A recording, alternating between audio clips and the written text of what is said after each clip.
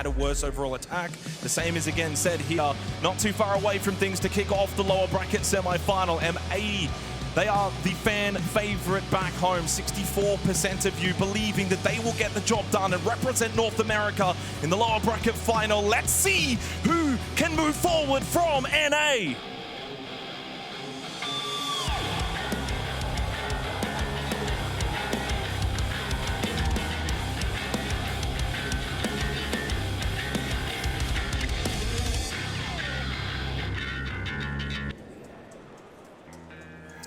So on European soil, in this wonderful arena, in this wonderful city of Munich, it's two North American teams that do battle in the lower bracket semi-final for a chance to face FaZe Clan later tonight, for a chance to get into the major final, where Falcons now await as heavy favorites. They looked absolutely unstoppable. But right now the focus is on this match. Wildcard, their dream run. So far, they have knocked out some top teams. Can they do it once again against the North American rivals? Of course, we open up with the map selection of M80, a 6-2 record for them. And in contrast, Wildcard 2-2. And you have to go all the way back to about 120 days ago, the last outing on this map for Wildcard, a loss to OXG. Have they been cooking up enough behind the scenes to potentially take a map off M80? I mean, I think a lot of the times when you get this deep into a tournament at a major or even a 6 Invitational, you can throw a lot of the historical data out the window. It's all about timing your run. I mean, we even saw that back in Manchester with Beast Coast and their ability to topple some really solid teams. Many never predicted maybe Beast Coast to go on this run. Well, what if we are witnessing something very special from Wildcard? That's the story behind them. For M80, statistically the better of the two teams, the favorites, but must get the job done. Consulate, first map up in this lower bracket semi-final, win. And you get the chance to take on FaZe later tonight, lose, and your time comes to an end. So the bans play out as well. On the side of attack, it's rather standard, the Monty-Ying combination. But M80 taking off a couple of intriguing picks. Firstly, the Fenrir. Looking at the numbers for just this year, only a 6.9% ban rate, so targeted against Wildcard. The Pulse as well, very map-specific, Consulate with a lot of vertical potential, and M80 wanting to take that off the board. And another big battle, I think, in this matchup is going to be between Hot and Cold and Spiker. We were speaking to Laxing earlier today, and he was, of course, giving plaudits about Hot and Cold. Well, speaking of him, unfortunately, I put the mods. It's Bay that gets the opening kill onto the IGL of M80. Good start for Wildcard, aggressive on the Vigil and showcasing that they will play the map. They will be aggressive and get into the face of M80. We spoke about the opening kill discrepancies. That is a huge start for Wildcard. Bay still fighting on the exterior. Inside of Visa, now caught on the pinch. Difficult to escape this position. I mean, this is where M80 can take their time to try and go for the clear, but Bay just kept moving forward. Gunner will be gunned down by Bay. What a strong start on the Vigil. It just puts into the minds of M80 that Wildcard are indeed here to play. Gavin stuck outside Visa. They've not been able to deal with Bay. And with that, he's taken 2 players. The flash, the push, Bay going for more. It's a 1-for-1 trade. Spiker, though, confirms the kill onto Gavin. And while Bay does lose his life, more than job done. Absolutely, damage done. As we slowly encroach on the midpoint of the round, a 2 versus 4. Wildcard, great dueling over towards Visa, making that entry tough. Diffuser and Kino, both with strong events so far, but this is quite the task. Kino will push up Spiral on the glass. Next kill, critical for M80. Lots of time remaining in the round. Taking the battle over towards Vending. So there's another smoke available. Oh. Tries to find and shoot that elbow sticking out. In the hallway, Kansan now retreats. He gets away from Vending. Kino, though, sniped by Baby Shark. Leaves Diffuser by himself. Half health, in a difficult position, and up close, Kansan puts an end. He came back for blood. It's the underdogs that are barking early in the opening round. Wildcard will take the first against M80. We were chatting to Lax actually in the green room before this matchup, and he's a big believer that pacing will be critical in this matchup, and that's potentially the win condition that Wildcard especially can try to lean heavily into. So opening round, bodies over towards Visa, fight the exterior, ultra aggressive. But they have that ability, Spiker leading this team, of course, to maybe change that up and continue to make M80 guess throughout this half. We had some tech pauses yesterday. Dash had some issues with his PC. It didn't matter. Wildcard still went on and won, but it seems like after the first round, into another tech pause and more issues on the side of Wildcard. Hopefully that can get solved rather soon. But I think for me, the big standout of that opening round is just Bay's aggressiveness on the Vigil, playing around Visa, gets the opening kill, and then just holds his position. His first instinct was not to retreat, to fall back, play numbers. He wanted to make it difficult for M80 to get into the building, and he did a really good job of that. I mean, we spoke about the fact for Wildcard, they're not the greatest so far of the teams remaining, certainly when it comes to opening kills. So if they can get better in that area, it will go a long way. Again, to reiterate, heading into this matchup, a 46% opening kill rate for Wildcard puts them right down the bottom of the teams remaining here at Munich. I love those yellow boots, by the way. So fitting. Now, Baby Shark has certainly garnered some fans as well throughout this tournament and in recent times, starting to really make a name for himself as one of the young up-and-comers within Siege. M80 probably not going to blink off of that first round. But they don't want to allow Wildcard to get pressure early. Got to recall, this is M80's map pick. If Wildcard start well, that puts the pressure immediately onto M80. Back into the server, back underway, and fist bumps from Fabian for his team. We go basement in the second round.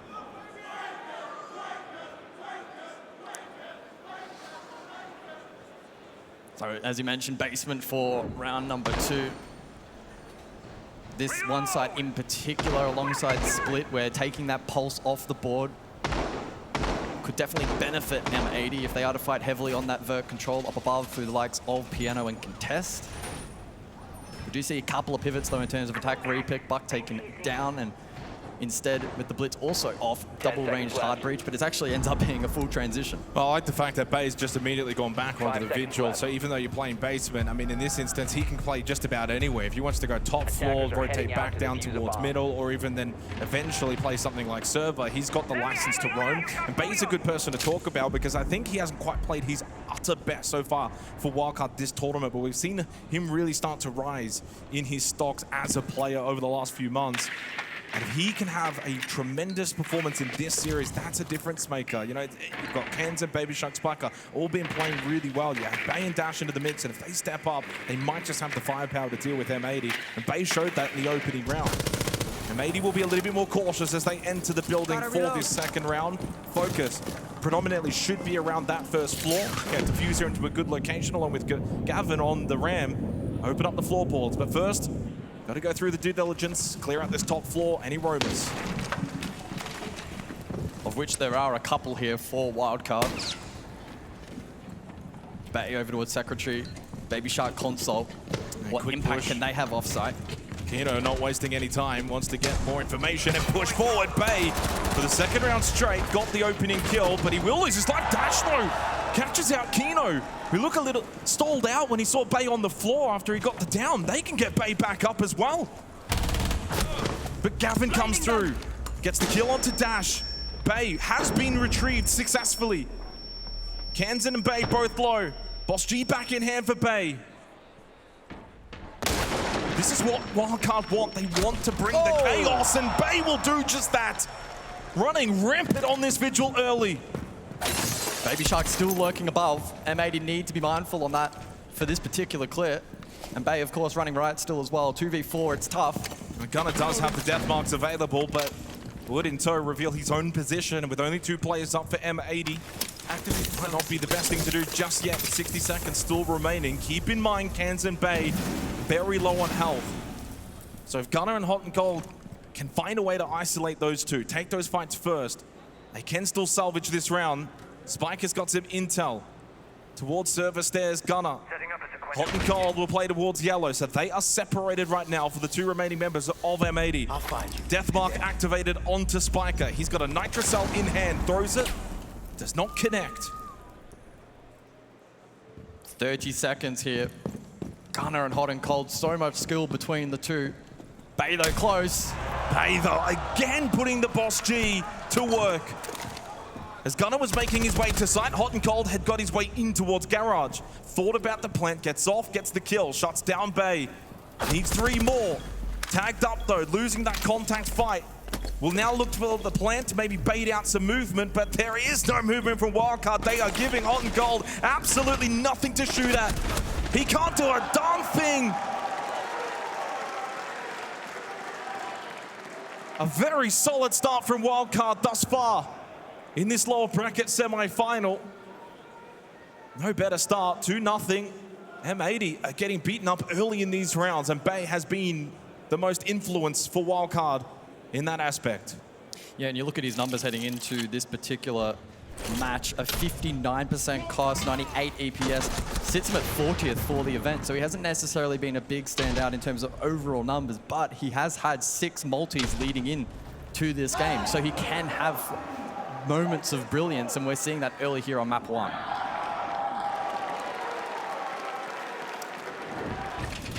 So 5 kills for Bay in the opening 2 rounds, but hops off the Vigil to now go play the Warden. Expo Piano for the 3rd round. So far though, Wildcard doing the job. I will add the asterisk, this is the most defender-sided map at the tournament so far. Yeah, Consort naturally 10 seconds. a really tough map. 65%. Yeah, but to be fair, this Vito overall, all of the maps are going to be very difficult to grind out on a time. And that's the intriguing part too, because Wildcard naturally much better at defending than they are attacking, yet we've got more defensive orientated maps. It means they're not going to be as capable maybe to steal those attacking rounds. More emphasis then on them doing well on defense, playing into their strengths. Which they are doing at the moment. Which they are doing at the moment. And doing so in a pretty aggressive manner, which is really good to see. So now it's up to M80. 2 rounds in, you've got a little bit of intel. The way that Wildcard are playing, the operators they're playing, the positions. Time to adjust a little bit. Let's see what Hot and Cold can call for his team in the 3rd. A good read from M80. They bring out the IQ here for the 3rd round. Kansan onto the Valk. And so Gav with a critical role in trying to locate as much of that information as possible. With triple Nitro on the board here for defense, Valk will be potentially very influential. Setting hot breach. I think just slowing the pace down a little bit, but if you're M80 as well, not giving Wildcard opportunities to find these early kills, play a little bit more exterior, play the util, and naturally you're going to slow yourself down when you bring in Gavin on the IQ, scanning for utility, trying to get deeper positions that are a little bit safer but might take more time. Diffuser now in basement. Baby Shark, by the way, lurking down there as well. Diffuser has made his way up service stairs and away from Baby Shark. It's Gavin that gets the opening pick onto Dash. He finds the first top floor as well. The Wildcard have split themselves quite heavily around the map. M80 have maybe now found the gap in the defense. Well, it's 5 kills for Bay so far. Key roll in console to net 1 or 2 more. Oh, sharp. Quite literally was about to say he doesn't have the boss G, but I think he's the boss at the moment. Bay again. Locked in, flow state activated for Bay. Kino comes on by. And then caught by Gavin, a good little pinch. Great distraction by Kino, and Diffuser shuts down Spiker. And M80 take the lead in the round. Defense to rotate below. Double Nitro is still up here for Wildcard. But with the blitz and the man advantage for M80, they find themselves in a good position. Double Nitro, as he said, means you've got to play offsite, play down below.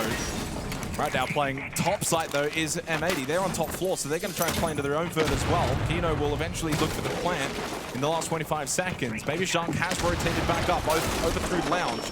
He's on first floor, even with still a Nitro Cell. Kansan Blue hears no avail. Probably have to make his way up yellow stairs. 15 seconds. What can Baby Shark do from this position? 10 seconds, barricade down. Kino, likely forced to move. Kino's going for the plant, and no one's close by to stop him. This should be successful from Kino. And indeed it will be. Now makes the round a bit more difficult, but no! Massive Nitro Cell from Baby Shark, and Gavin is down! M80 may have got the plant, but Baby Shark and Kansan had the clutch gene. 3 rapid kills. And Wildcard may get 3 rapid rounds.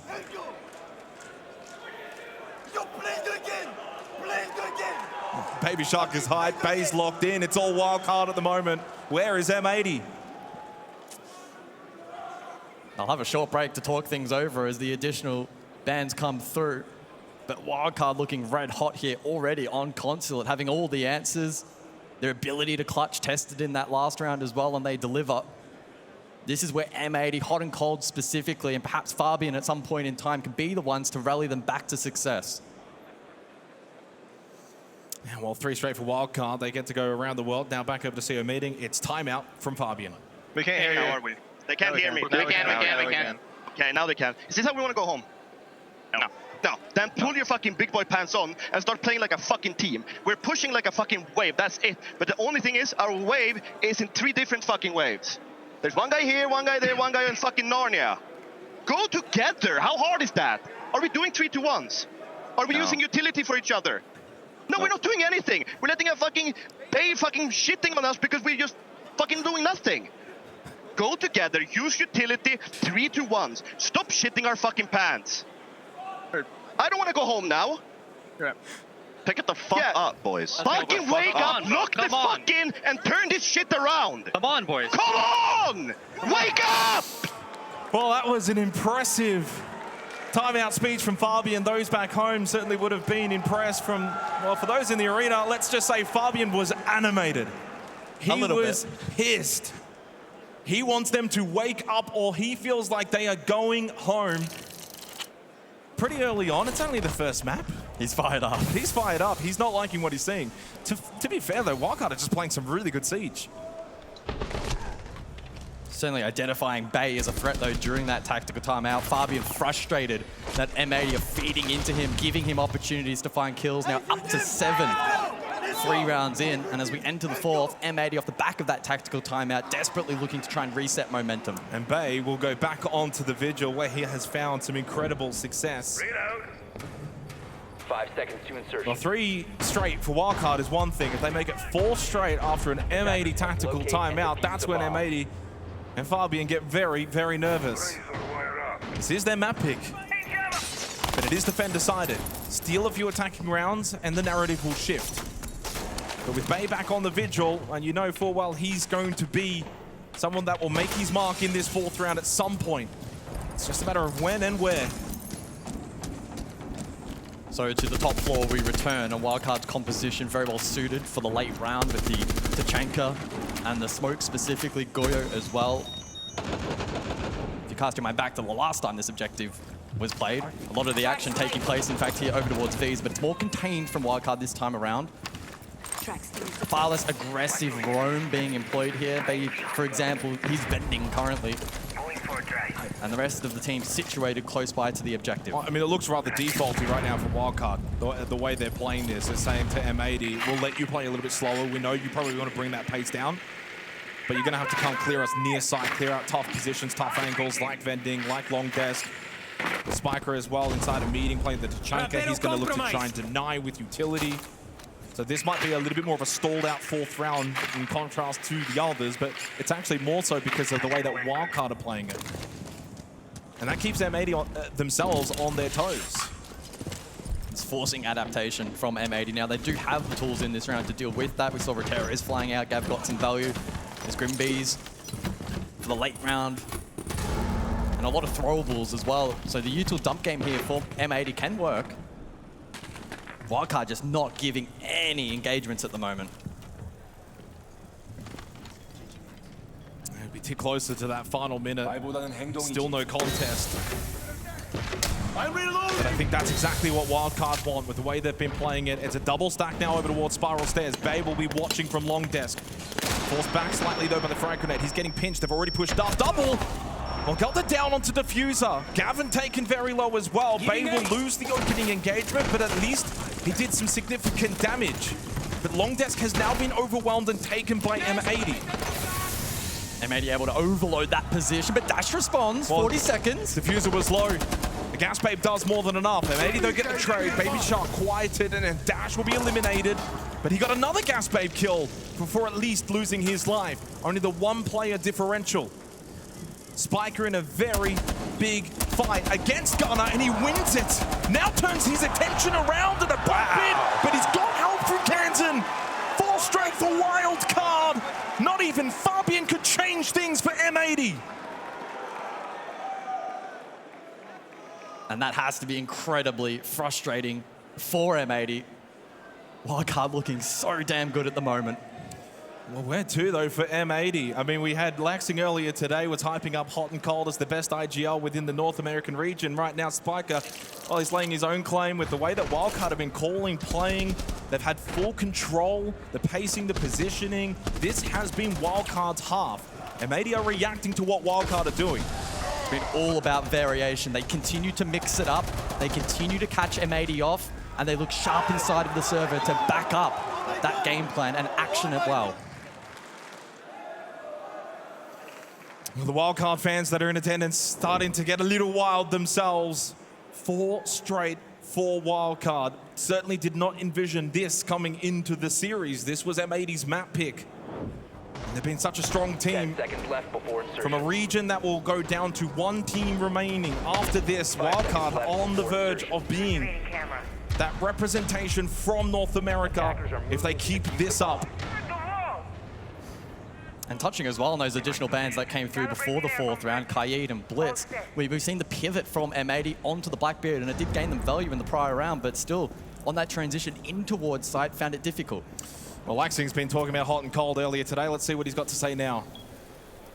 Welcome here, everybody. Yes, this is what I was talking about going into this matchup. It's going to be a game of tempo about pace. And as you can see, first round, we see Bay get aggressive. Second round, Bay and the team get aggressive. Third round, they slow it down. Bay plays up top. They play the retake. They play a 2v3 clutch. They get it down. Round 4, that last round, we see Bay. He doesn't play inside printer. He plays it back. He plays it slow. They are dwindling down the numbers from M80, making them question their play calling, making Hot and Cold panic in these frustrating moments of not being able to find stability in these rounds. This is where Wildcard is winning the game, and they need to maintain this sort of pressure and tempo if they want to lock out this series. Thank you very much for your insight, Laxing, as we've got a bit of an engagement towards Tellers. Surprise, surprise, it's Bay once again, but this time M80 bring the firepower. Diffuser with the opening 2 kills, shutting down Bay, and Baby Shark now gives M80 their best opportunity to win a round here on Consulate. M80 now in a position where they can consolidate, and Wildcard naturally on defense, forced to be playmakers, take risk, try and bring this round back. Gunner doesn't present an opportunity initially over towards yellow. Kansan goes searching, crosses back now towards site. So Kansan will get back. Spike is already there. Dash as well, playing over towards storage. So the 3-man defense for Wildcard to withstand the full might of M80. Hot and Cold, the slow push through server, has the diffuser. Gunner outside yellow, so they've got the pinch that can be enabled for M80 using the extra numbers. M80 playing head on into that mirror, but they have the utility to deal with it. Now forcing Wildcard into awkward anchor positions defensively.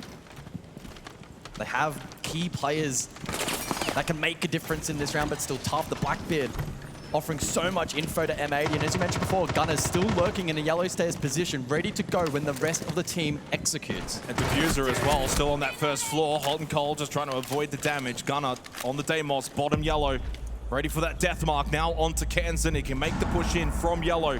Kansan is spotted. Oh, but hello, this is a big discipline from Spiker. He honestly could have held and maybe got more, but enough. A big change up in the round. And suddenly now Diffuser has to make his way down towards basement. Gavin's got to get the kit. There's only 15 seconds left. The onus is on you, M80. You may have messed this one up from 5v3. Kansan and Dash just hold on, and they do! Oh, that is massive! What a play from Spiker! What resilience from Wildcard! And what a fumble from M80! And I immediately looked over my shoulder to Fabian, and the body language was evident that he is incredibly frustrated. He is incredibly frustrated. 5 straight for Wildcard on the defensive consulate. I was not expecting this sort of beatdown, and if I was, it was maybe in the other fashion. M80 have just not shown up so far, but Wildcard just keep making plays, and while Spiker only got 1 there, he gets the Blackbeard. He disrupts that attack right when they think they've got the numbers advantage. They're pushing site. It's full disruption. It throws the round into chaos, and that's what Wildcard do at their best. Yeah, the prone hero play was great, but closely behind was shutting down Gunner. That pinch position Yellow had all the hallmarks of being the big difference maker for M80 in that round, but he was slain. 5 seconds left. And with that, Wildcard 5-0 up in this series. And the storyline continues that here at Munich, they continue to be underestimated. However, they continue to deliver. So final round of the half, can Wildcard make it the clean sweep and look for the 6-0 lead against M80, which you would imagine will be a very hostile locker room talk after the first map. If M80 lose it in this sort of fashion, they must win this round, get an attack round on the board, then go defense. Scanning for electronics. Located above. But M80 have obviously started very slow, and then within the rounds that they've started to look a little bit more comfortable, more likely, started to get more opportunities, they've still squandered them. Wildcard at all stages have just been better. The early round wins, and then certainly now the late round.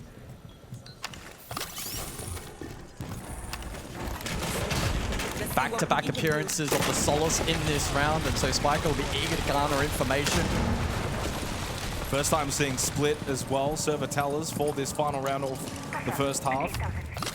So now something different again for M80 that they have to deal with. Wildcard just keep them on their toes. Bay once again back on the vigil. And he'll play top floor along with Baby Shark. Oh, Mistrone potentially. Bay pushing down the hallway. Wanted to play off of that hole in the wall. Position unknown, Baby Shark nearby as well. Over towards server stairs. M80 don't necessarily need to push into this. They can consolidate positions elsewhere up above, but it's still a danger to contend with. Bay could move forward and try to catch this attack off guard. Bay just keeps on poking his head. Minute 20. He's getting antsy. Maybe a little too antsy. Over to Kino in Visa. He's being disrupted by the Griswold mine. Starting to try and put pressure towards the site. Gunner goes down. Bay got the opening kill. Surprise, surprise. The Vigil is active again. But Gavin at least shut down Baby Shark. Now knows that Bay is close by on this top floor position. M80 with a large contingency of players in Visa. Got the down onto Kino, and the impact will close him out, but then a flurry of kills for M80 finally showcasing their might, and leaves Kansan. Nitrocell ripped, but fast feet denies Kansan that kill, and in server the plant will go down. Kansan not close by, he will not be able to deny. Spotted immediately, but the headshot tap from Kansan onto Diffuser keeps this round alive. 8-0-3. Of course, position though known, low on HP. Surely Kansan unable to win this one. He's going to give it his all, and that's all you can ask of him at this point. Hot and cold will move away from the kit, plays in the hallway, down server. Gavin pushing through electrical. Kansan will push, but he will fall. A lovely tap earlier, but it doesn't net them the round. M80 finally on the board. It's taken them 6 rounds, but they've got their first one on Consulate, and now get to go defense themselves. We have certainly seen stranger comebacks in the past. However, M80 need to step it up here defensively. They must ensure that Wildcard do not dictate the tempo of this second half. It was their biggest strength on defense and made M80 guess, made them play from the back foot. I mean, there's certainly every possibility that M80 can now replicate what we saw from Wildcard, go on defense, string a lot of rounds together, look dominant. It's a defender-sided map, the most in that category at the event so far. As for the bands, Fenrir and Blitz will be the first 2, followed up then by Glaz and Goyo. And M80 now to see if they have what it takes on defense to shut out Wildcard's attack. Wildcard's attack so far at Munich hasn't been their strong suit. 10th for attacking win rate. Defense is their strong suit, and we saw that in the first half. Now Wildcard need to close this one out with a few attacking rounds. For reference as well, M80 heading into this matchup, a 52 defensive win rate. And so that sits them about middle of the pack at this particular event. Yeah, but their attacking win rate's 57%. What happened to that? Yeah.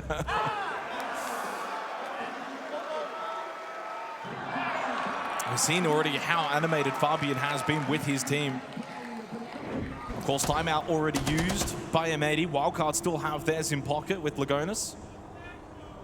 So if they do lose, say, 2 rounds from here, 2-3 rounds, then you call that timeout. 5 seconds to go.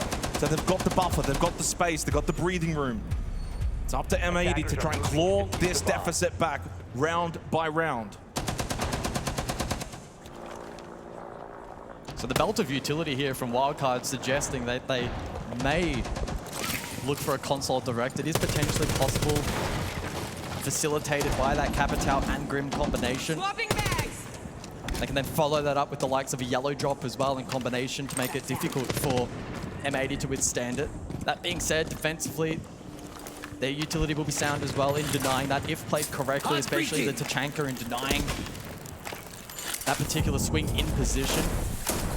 So I'm intrigued to see what Wildcard shape up for in this round.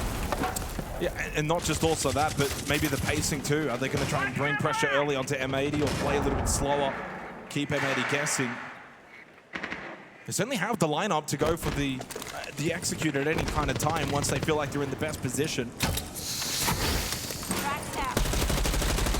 Trackstinger doesn't quite go in through the window. Dash looking to make his way in. Straight into admin. Gunner though, the opening pick and the second to follow up. He got aggressive on the Denari. Pushed up in towards admin, got the double kill, and already offsets this attack from Wildcard to begin the second half. That's the kind of aggression that we need to see from M80. Big step up from Gunner. Okay, here they come. The message delivered loud and clear to Wildcard that M80's defense is not going to just be run through. Hot and cold to finish it. As Gunner started it, M80 showcasing that they too will be strong on the defensive consulate. Yeah, really nice work there from M80. Both Gunner and Gav, when they heard that rappel, they heard that audio cue, instead of sitting back and waiting and maybe forfeiting that ground, instead that was their cue to push forward, aggress, find kills, give their team the advantage, and not let Wildcard settle at all in that opening round of the half. And the first round as well, since the second, that the opening kill actually converted into a round win. That's been an intriguing discrepancy. 4 straight prior to that round that were not converted. 2 teams that have pretty high conversion rates as well. But Gunner just getting on the front foot, being proactive, going into admin, getting those 2 kills. It just sets the tone for the team. A solid response for M80, but got to keep it going. 2 rounds straight now.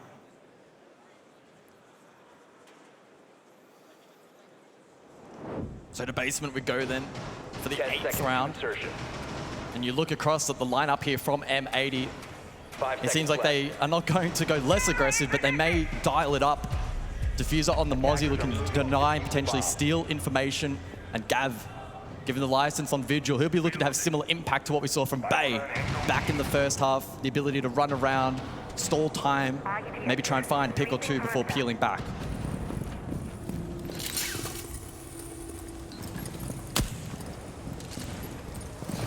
Wildcard know full well that with M80 on defense, them stringing rounds together would not be unheard of, and that massive lead could certainly evaporate before they even realize it. Bottom spiral, diffuser with an Nitrocell, ready to throw top spiral.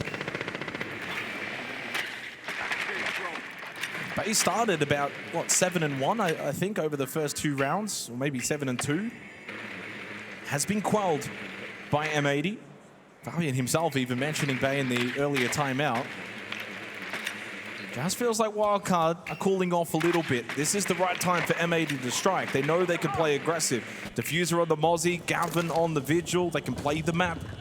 Here on this basement side, there's that Nitrocell shot out though. The reaction time from Kansan on display.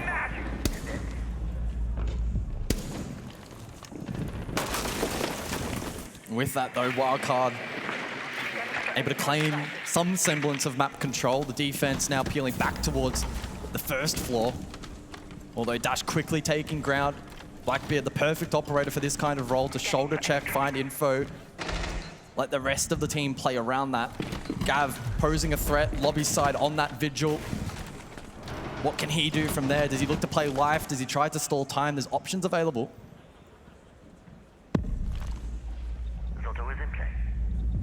Gavin just happy to sit. Now Wildcard slowing the tempo down. Really, as this match has actually progressed, you think back to the very beginning few rounds, they were high tempo. quick fire action that suited Wildcard. But as the paces continue to slow, it's now favoring M80. There's a vault cam inside of Expo. M80 should have a really good read on this particular push. Double Nitro also available. The Boogie Breaches opening up the floorboards. Wildcard do find the opening kill through their IGL in Spiker onto Gavin. Shuts down the Vigil. Gives them now the numbers advantage, heading towards basement. Main breach still electrified and reinforced, but no worries, no problems for Wildcard. They find different avenues. Another one from Kansan, and the back push is lethal. Slips through the back door. Diffuser shut down. Pistol. Kansan doing it all. Well, forget this slow pace Wildcard at their peak, at their best. It's when they push forward quick and fast. M80 did not know what hit them. Kansan just steamrolling through. Yeah, such a steady build-up until that execute where Wildcard back to their explosive best. Got a little bit concerned given the information that was readily available to M80, but just unable to action off it. And then when that back hit came through, simply unprepared, and Wildcard continued to look so sharp. M80 on the ropes here on the opening map of this lower bracket semi-final. Cafe, the map of Wildcard to follow this. Doesn't spell good news. And what a round though from Kansan. And there was still about 30 seconds remaining on the clock, so they did pick up the pace. 13 kills for Kansan. Leads all comers inside of the server. And with that 4K, are now 179 EPS.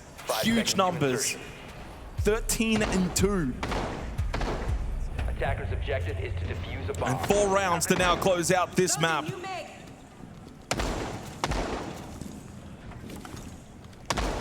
if Wildcard are to knock out M80, who's to say they can't go and knockout phase later tonight?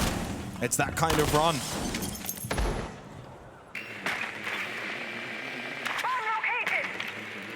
Over to Expo then for round number 9. Big emphasis on information gathering for M80, the combination of the Valk and the Pulse. Will they have a better read on Wildcard for this particular round? Diffuser takes a touch of damage, but good for now.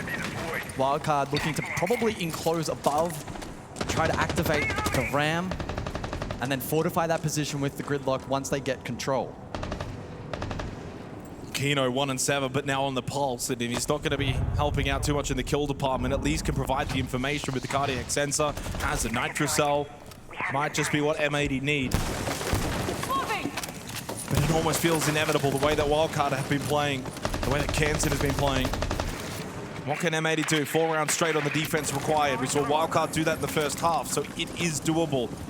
But now the pressure on. So a yellow drop from Wildcard as they initiate this attack. Can M80 withstand this pressure? Dash just pushes through top floor. Good position taken towards long desk. He will be forced back temporarily. Top floor control though being established now for Wildcard in good time. And Kino remains below, still feeding information on that cardiac sensor for his team. I mean, the beauty of watching Wildcard, they just don't look panicked for time. They want this top floor control to play the vert on this first floor bomb site. Whereas for M80, they're more so focused on denying from below. They want to keep garage control. Double stack garage, double nitro below. Will that be enough for M80? Still 50 seconds, still plenty of time remaining, but the good news for M80, they haven't lost anyone just yet. Can they find a pick here onto Dash? Gun up, wall open further up. Again, more reactions here from Dash. Almost finding the kill onto Gunner.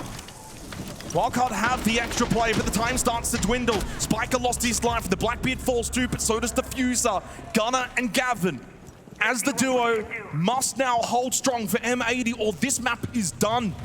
The kit does still need to be recovered as well for Wildcard. Gunner low on health, Kansan pushing through, looking for 15, looking for the map win. 12 seconds remain. Gavin, can you hold on and clutch this up? He's spotted, he's found, he's now being overwhelmed. Of course it's Kansan, why not? 15 kills? in a lower bracket semi-final from Canton sets Wildcard on a path towards a lower bracket final. One more map away from their targeting phase. M80 are on the ropes in Munich.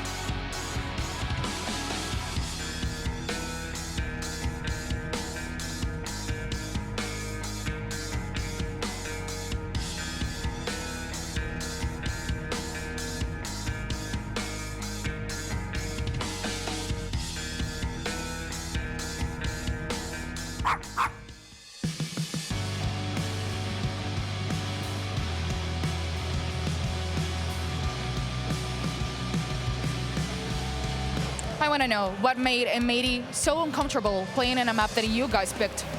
I mean, not much to say. They showed up. We didn't. We're going to try and bounce back for map 2. And if we don't, we don't. We're going home. I don't think anyone wants to go home that way, so we'll try not to. You played much less than them in this map, and yet you were so comfortable and dominant the whole game. How? I mean, we haven't played console in a very long time. We haven't really scrimmed it that much either. I think it's just, we're just the better team, to be honest. At all? Like, everything? Yeah, I mean, I don't think it matters what map. As long as we play our game, it'll be easy. And that is our first map in our NA showdown, done and dusted. And we know console is a defender favorite map, but come on now. This was M80's map pick, and Wildcard just seemed too strong. Yeah, I mean, it really started off the gate with a big bounce back, setting the tempo. I mean, these shots from Bay absolutely slowing down M80, especially in a man-down situation. The player that you looked for in the early game of this series was Bay. He gets 2, puts it into a man-even deficit, and then this beautiful 2v3 clutch to retake into the site. Both players get 1 apiece, C4, shot onto the piano, and then they go for the defuse. They didn't even really know that they downed the player upstairs. And then yet again, we talk about Kansan coming in late here. I mean, another big clutch coming out of the side from Wildcard. Time and time again, we're just seeing these moments where these should be rounds from M80, but it's talking about the aggression, it's talking about the tempo, that Wildcard keeps hitting the hammer on the nail and reinforcing that they are the better team. They are going to be the ones that are going to be taking this series, and Kansan yet again opening up the round, opening up the site here in round 8, getting a huge 4K and shutting down M80 on the defensive half. I mean, we're rolling back the years with Kansan as well, right? Has been in the scene for so long and still showing up. Look at the KPR, 1.67 per round is insane. No, it's absolutely insane. Even the cost, 100%. He's doing it all. There's nothing you can't say that he's already doing. And the fact of the matter, this is where veteran leadership and experience comes into play, is when you're at the wit's end of an event, you're on the cusp of making a grand final. This is where you want that veteran experience to be able to topple the charts, to come into the server, to come alive, to lead by example, and he's doing it flawlessly. And that's why Wildcard, their system has been working so flawlessly, because they have Kansan, and you can see why he's the veteran on the team. And we've always known him from his history of playing Siege. He's always been a great player, always showed up when they needed him most, especially on the main stage, and he never seems to fail, and he's able to lead his team of rookies, hopefully, 1 more map to victory. And the tactical timeout on the side of M80 came really early in that map as well, as we see M80 looking to prepare for the second map. Fabian is under pressure with his team, and we heard him say it, you gotta wake up. M80 has to wake up if they want to stay in the tournament. We'll be back with their next map.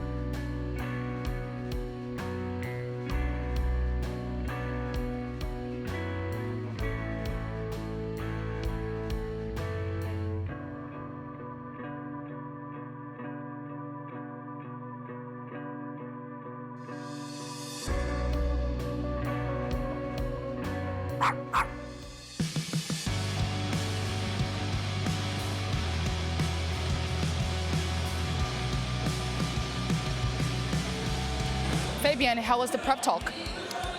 I mean, as much as it can be after a loss like that, we played absolutely terrible and we deserve to lose the map, so shit happens. Now we move on to the next one. After this first map, I can imagine that your confidence is sky high now. Yeah, the confidence is high, but we need to be calm in this moment because we need to win the series and we need to win the next map or the last map. That's it. We're confident, but keep calm for now. We still have a map to play, and yeah, I'm not happy for the first map. They're screaming for you. Yeah, the guys, let's go.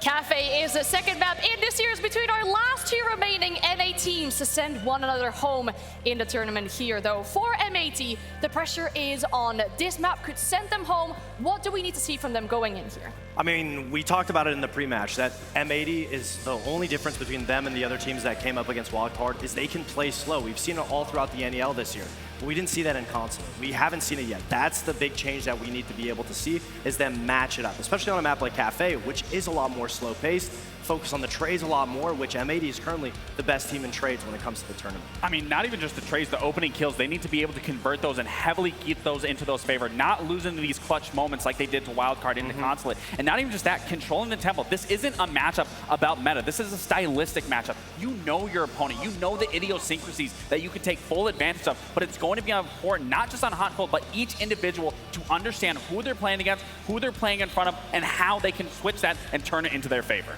All right, well, I'd love to hear from you two about your predictions going into the second map, but I would actually like to ask our lovely crowd here in Munich, do we think M80 has a chance to win this next map? Okay. Or do we think Wildcard will win this in a 2-0? That's tough. I think that's obvious. Yeah, that sounds pretty obvious. All right, then let's send it back to our casters for map 2. So Wildcard getting all of the love at the moment. For M80 now have to do it the hard way. Win on Cafe, follow up then into Skyscraper if they want to keep their Munich dream alive. The favorites coming into the series now heavily tested. Wildcard on the verge of their fairy tale run continuing.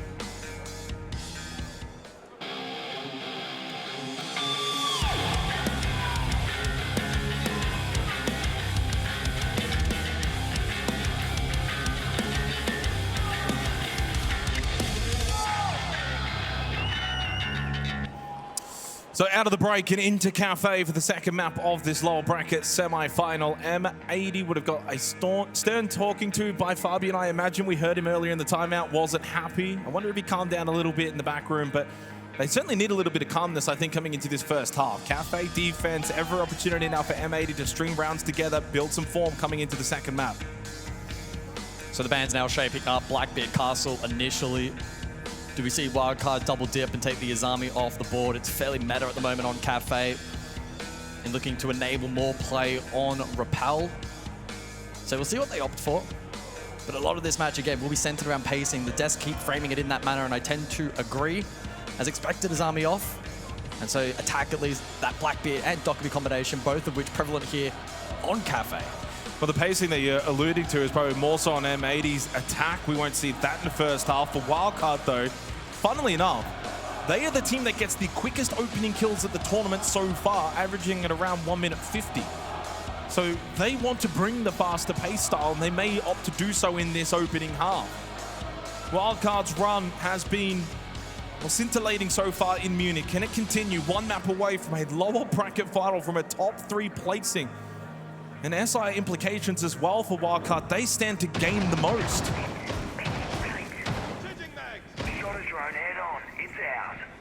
So let's jump into things then. Reading for the opening site of choice for M80. Another key metric as well to keep our eye on for this second map is that opening kill conversion alluded to on the desk. There were 3 consecutive rounds back on Consulate where the opening kill went the way of M80. Failed to convert. It was a big difference maker in that matchup. And heading into this game, both of these two teams were even on that metric. We'll see how that translates across here to Cafe.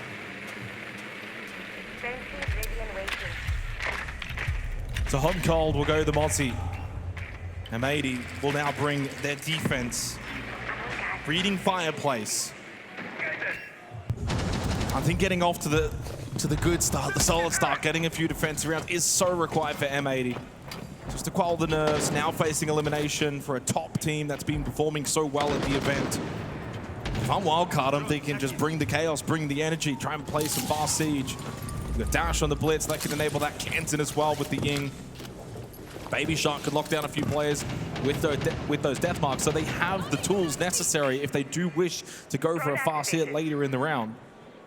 Yeah, I think Bay investigating currently, is there an option for a direct approach here from Wildcard? Lean into that blitz selection, hit through pillar, direct into reading. We see it on occasion, but it does require finding that timing window. And with the belt of utility available defensively and the vert up above here from M80, I highly doubt it will be viable here for Wildcard. And Hot and Cold's going to play close reading. They go Nitro, well, they're going to go straight past him. Trigger discipline, though, from Hot and Cold will be to his benefit. Shoots Bay in the back. Dash will then ring back around through pillar, trying to find Hot and Cold, but he's already further deep. Up close now is Diffuser. Oh, a bait, though. Dash thought he could shoot Diffuser in the back, but Hot and Cold came back to help out his teammate. Far better coordination from M80. Minute 30 on the clock, Spiker with ground over towards Train, but immediately under pressure up. His position known. Trailing by 2 players now. Wildcard trying to consolidate in the round, and Spiker does find one. Well, Spiker gets one. Hot and Cold gets out of a tricky position, tucked in on the corner, runs back in through reading. Still 2 Nitros up and available for the defense. Spiker over towards Train. Wants to try and slip in and maybe go for this dining plant. Still 60 seconds, so he knows he doesn't have to commit to anything yet.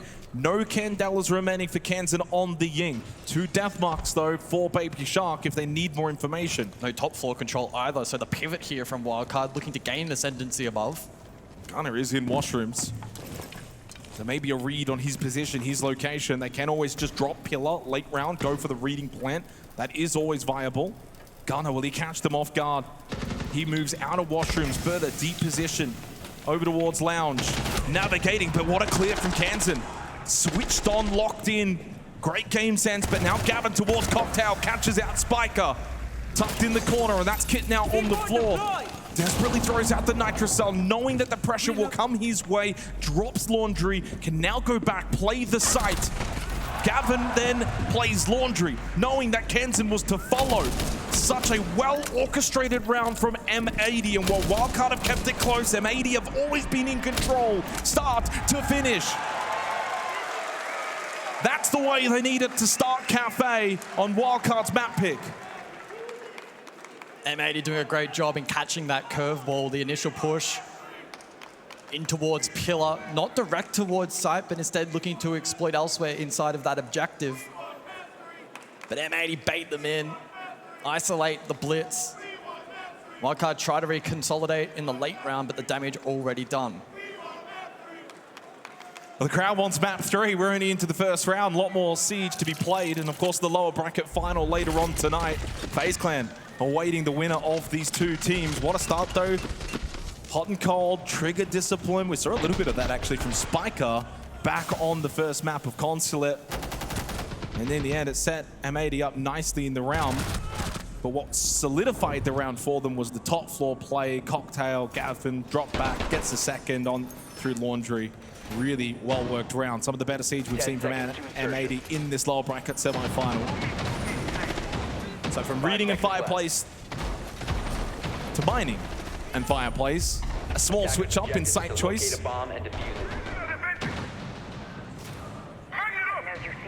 Wildcard electing to bring double vert for this round, so the buck ramp combination, they'll be eager to work above and flush out key power positions. Defensively, M80, a couple of nitros available, so that will be their plant denial potential. The catch as well from Gunner will be incredibly important. We've seen Util Dump be incredibly successful here at Munich, and so he'll be able to quell that with a little bit of catch, particularly up above. Should help fortify the likes of these mirror positions, which will make that top floor clear quite challenging. I wanted to add as well, Cafe is one of two maps that is quite literally been 50-50 in attack defense so far at this event. The other map being Border is actually straight on 50-50. Cafe's 50.6 to 49.4. So again, you round that up and, well, this is going to be a map that isn't ultra-ly determined by just defense alone, akin to what we saw back on Consulate. Every round will be crucial and will matter and will set the tone for the map. Gunner inside of Cigar Shop. Is his position known? Could be a threat if Wildcard are unaware. Drop down, Baby Shark. Will he clear this out properly? Up close in shot, Gunner holds. Doesn't make a sound, doesn't make a move. Not Sway. They don't know. Bay is there as well, but the shot through and Gunner expects a second and he gets them both. Guns them both down.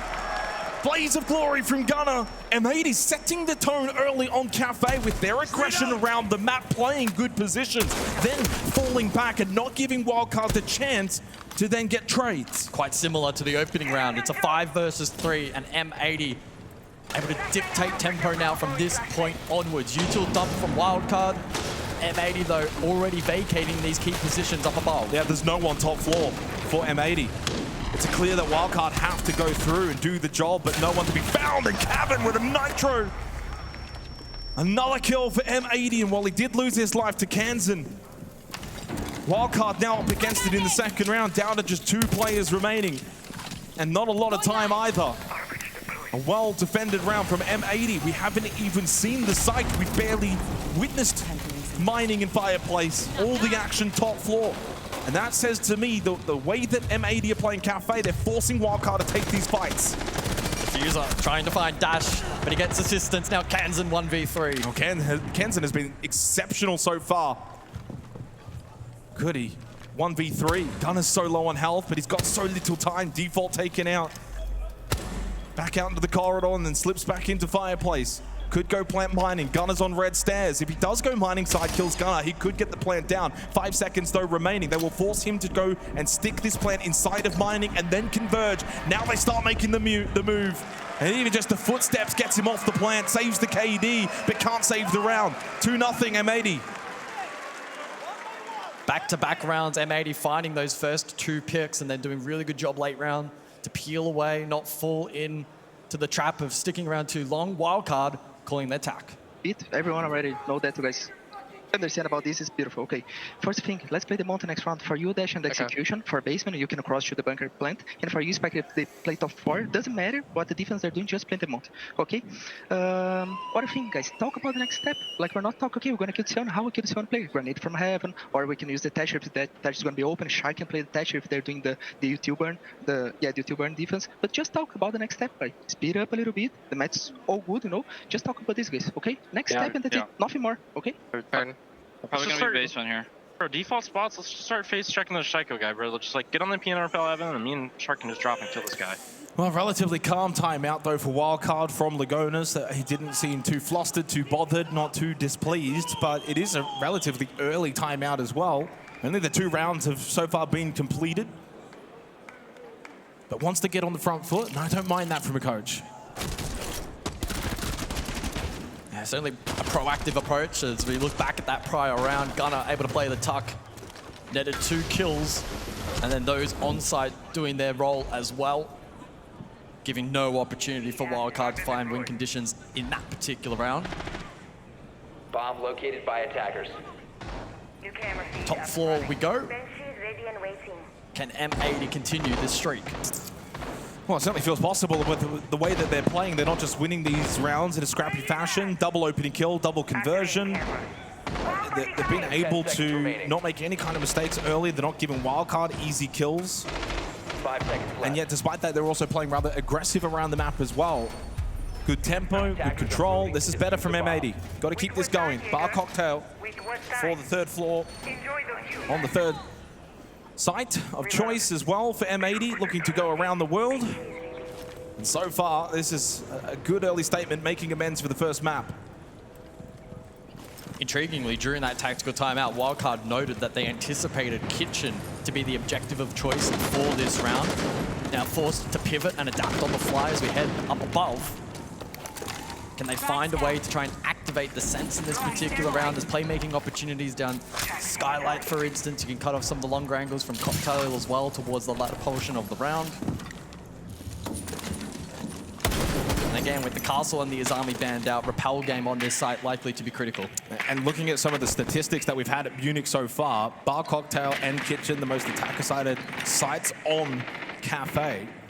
So it's kind of a pick your poison. Drone information for Kansan. Spotted Gunner sitting below the Skylight. He will reposition now. But again, it's good signs for M80, the way that they're playing in these certain positions. It's not rather default. They're not keeping it completely compact and closed and ultra defensive. They are showing Wildcard that they can play these aggressive positions. Keeps Wildcard on their toes as they're making entry. And right now, it's just a full repel stack for Wildcard. 90 seconds left in the round. Nitro thrown out from Diffuser. Catches dash. Again, another opening kill for M80. Really coming to life here on Cafe. Total control. Wildcard have just not been able to get into their flow state on this map.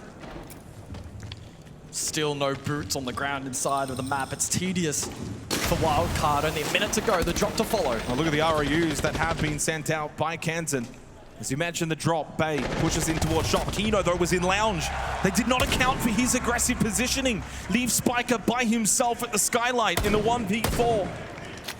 Well, M80 are coming to life in this lower bracket semi-final. On the verge of a third consecutive round, and Kino puts an end to it. Fabian goes from disappointed to elated.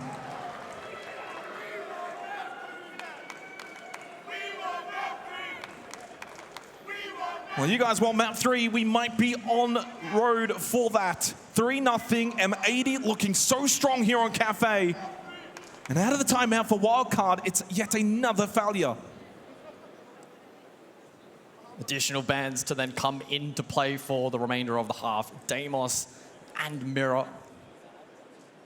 Deimos very, very important in some particular executes here on Cafe, given the vertical nature of the map, and Mirror has been seen in every round so far, now stripped away from M80. Yeah, but that's not really been, I think, a massive factor in the reasons why these rounds have been won by M80. Sure, it's there, sure, it's been played. But they're winning a lot of these rounds because of their early positioning. The fact they've adapted, they've wanted to now take the early fights, and they're winning them comfortably. 3 rounds straight, 3 opening kills. Well, no surprise. And that was really what let them down back on Consulate. There was actually, in the first half, a string of 3 rounds where M80 got the opening picks, converted none of them. And that ended up being the main difference between the two teams. So they're active early, they're converting on their advantages, and the whole team now looks switched on. There's no one clear standout. All 5 coming to the table for M80. Wildcard need to adapt now on the fly and find different avenues to get some attacking rounds in this half. The depth of Wildcard contested in this round. We saw last time out a direct hit pillar facilitated by the Blitz. So they change up the composition a little bit here for the second attempt. The Monty in play. Spiker likely wanting to play that front line, command his team. I expect more emphasis on map control. Try to potentially then play from above, flush out that defense. Bravo also in play, so clutch drones from Baby Shark to be critical in this round. Oh, the run out. Hot and cold catches dash. Was sitting on that pillar run out for what felt like the first 40 seconds of the round. And once someone came running his direction, he was ready to pounce. Bay, though, finds his first kill of Cafe onto Gunner, who opted to take the fight. He swung, he initiated, and Bay accepted. Makes it a 4 versus 4, and with that Wildcard have got top red control. Kansan will shut down Gavin. And Hot and Cold taken low, but Diffuser shuts down Bay before he can cause more damage and pushes forward. There's more players there. Diffuser is hungry for more, wants to try and shoot Spiker in the side, avoid that shield. Kino and Diffuser have lost teammates though. With that, they've given map control to Wildcard. Diffuser though continues to lurk bar. Big nitro from Kino. And with Kansan low, it swings back again. Such a chaotic round, but Kansan The superstar from Consulate now shut down from Kino, and we've got a 1v1 with a minute remaining. And Valk information available here for Kino to play around. Equally though, Baby Shark with a lot of time. 60 seconds in a 1v1. Baby Shark was able to retrieve the kit. Could drop from bar down into pillar. There is a drone in Laundry. Kino's position may be known. Kino has no utility. Either shotgun or SMG will be the weapon of choice. Baby Shark has dropped. He's now second floor. Around the corridor, deals with a bulletproof camera. Kino will hold white stairs. He even gets a little bit of yellow ping information. The best thing that Kino can do now is hide and force that time to dwindle down. Baby Shark thought about watching white stairs. Now opts for the plant. Kino makes the move, dashes into Laundry. There is still time for Baby Shark if he wants to go for the kill, but captures Kino at the doorway. One little shoulder peek, punished by Baby Shark. Wildcard find their first round on Cafe. That's a tough one for Kino. Gets drawn out by the fake plant directly into Laundry. Again, there was a drone actively in that position. Baby Shark hitting a clean shot after that info was relayed. Finally, they hit the scoreboard.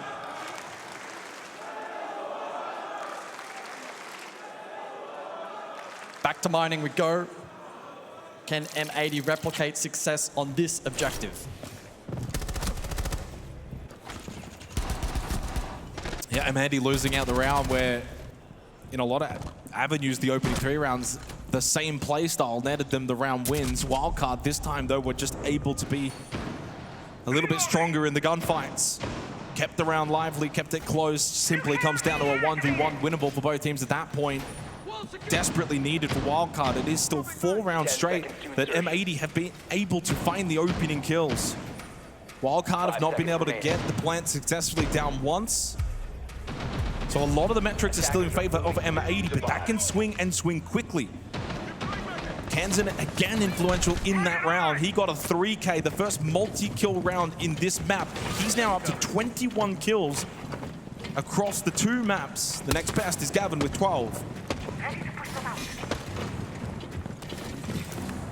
And the Echo to see their first appearance in this half. And so time will be a big factor for both teams. Hot and Cold will be eager to stay alive to the late round and get value from his drones in an attempt to gather information and, of course, deny plant as well.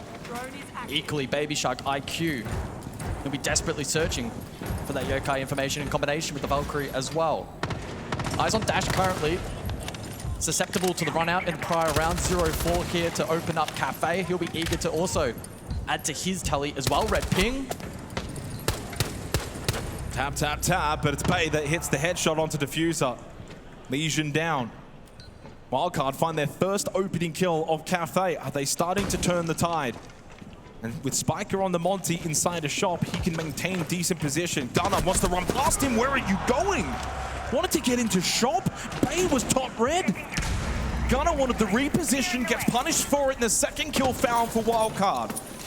Good comms from Spiker. Wildcard capitalize on that opportunity. Now a 2-player advantage, and they'll immediately be able to pressure this side. Big kill from Kino. Starting to rise to the occasion. Limits the damage. Only the 1-player disadvantage. Frag grenade forces him back, but nowhere to go. Wildcard surround M80. 2 straight on the attack for Wildcard. Despite the strong start from M80, they have found their way here on Cafe. 1 round to go for this first half.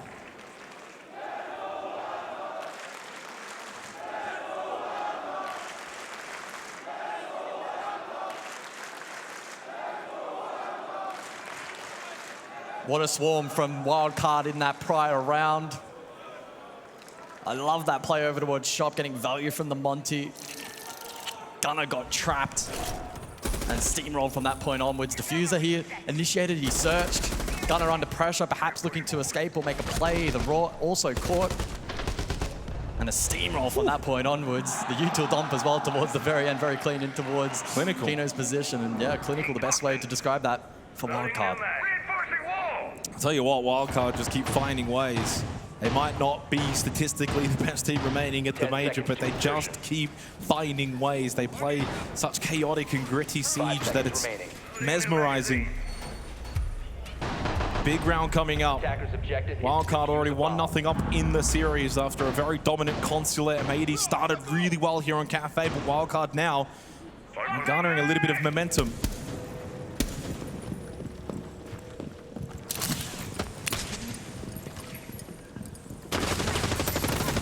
So back over to Bar Cocktail. Won successfully last time by M80. Gunner will play the Legion over towards Red Stairs. So rather than the shop hold, they'll have Gunner roaming.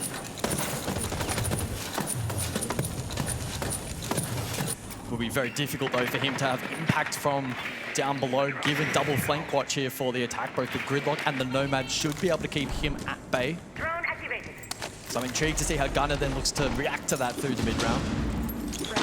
Early util dump from Skylight. Deployable shield dealt with. Yeah, I mean, that's the big one now. You get rid of the shield, they have to fall back, play a bit more Freezer. Kino over towards washrooms, not playing Pixel.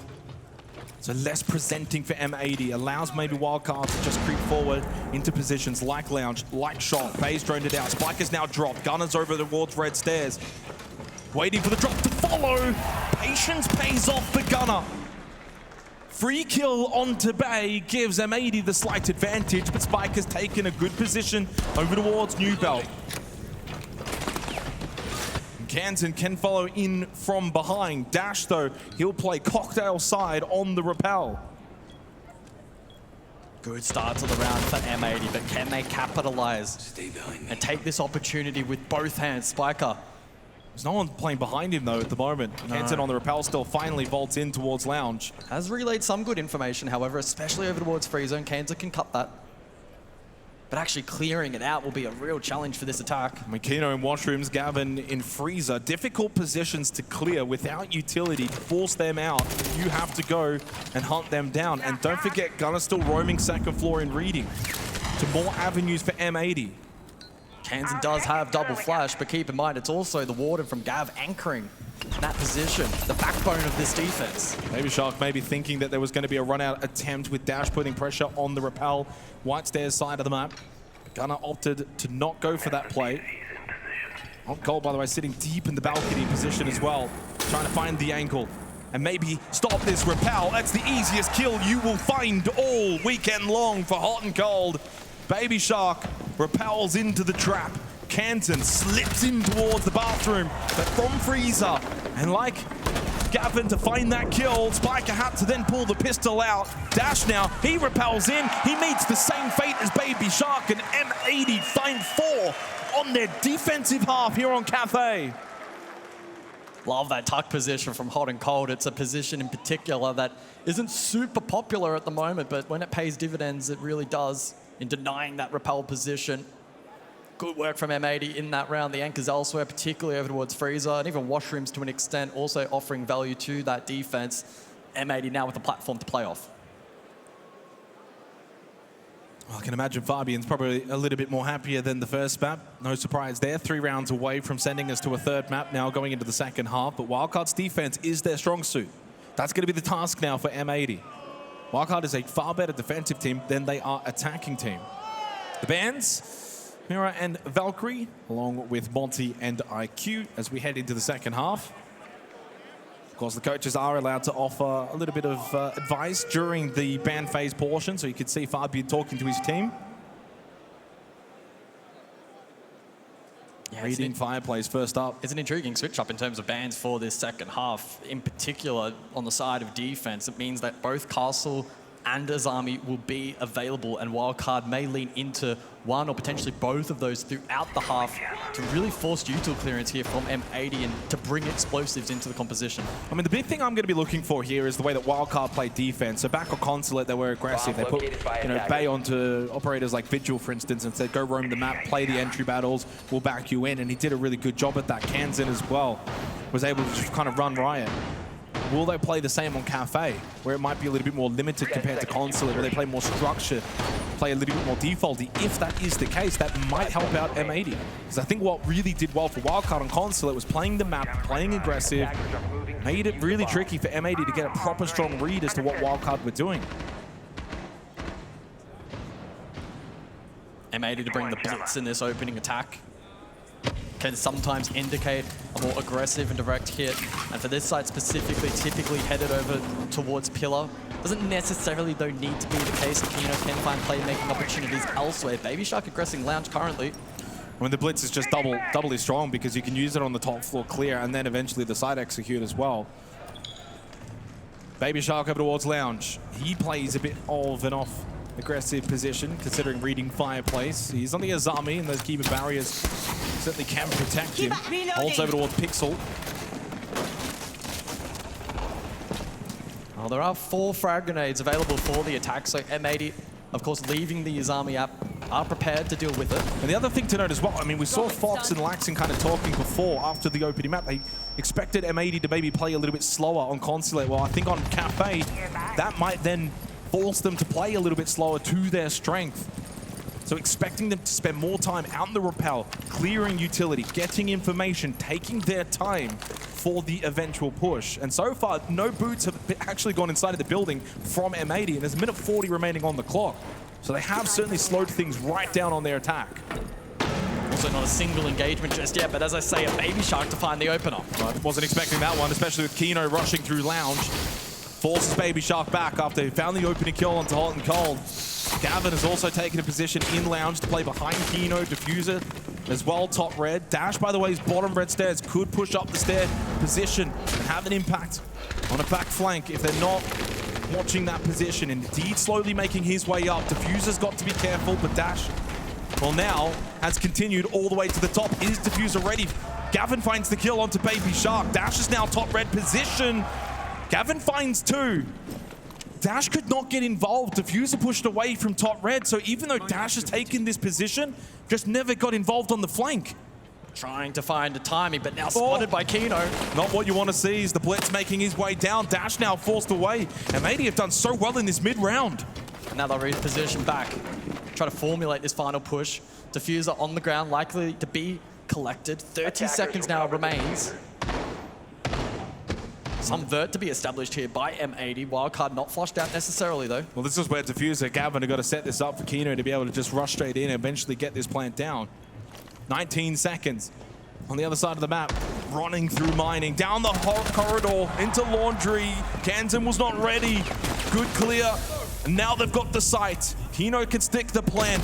Is there going to be any chance to deny? Dash is top floor. Kino will get the plant down in the corner successfully. Gavin doing as he pleases. Diffuser there as well. That is the M80 that we expected to see in this lower bracket semi-final.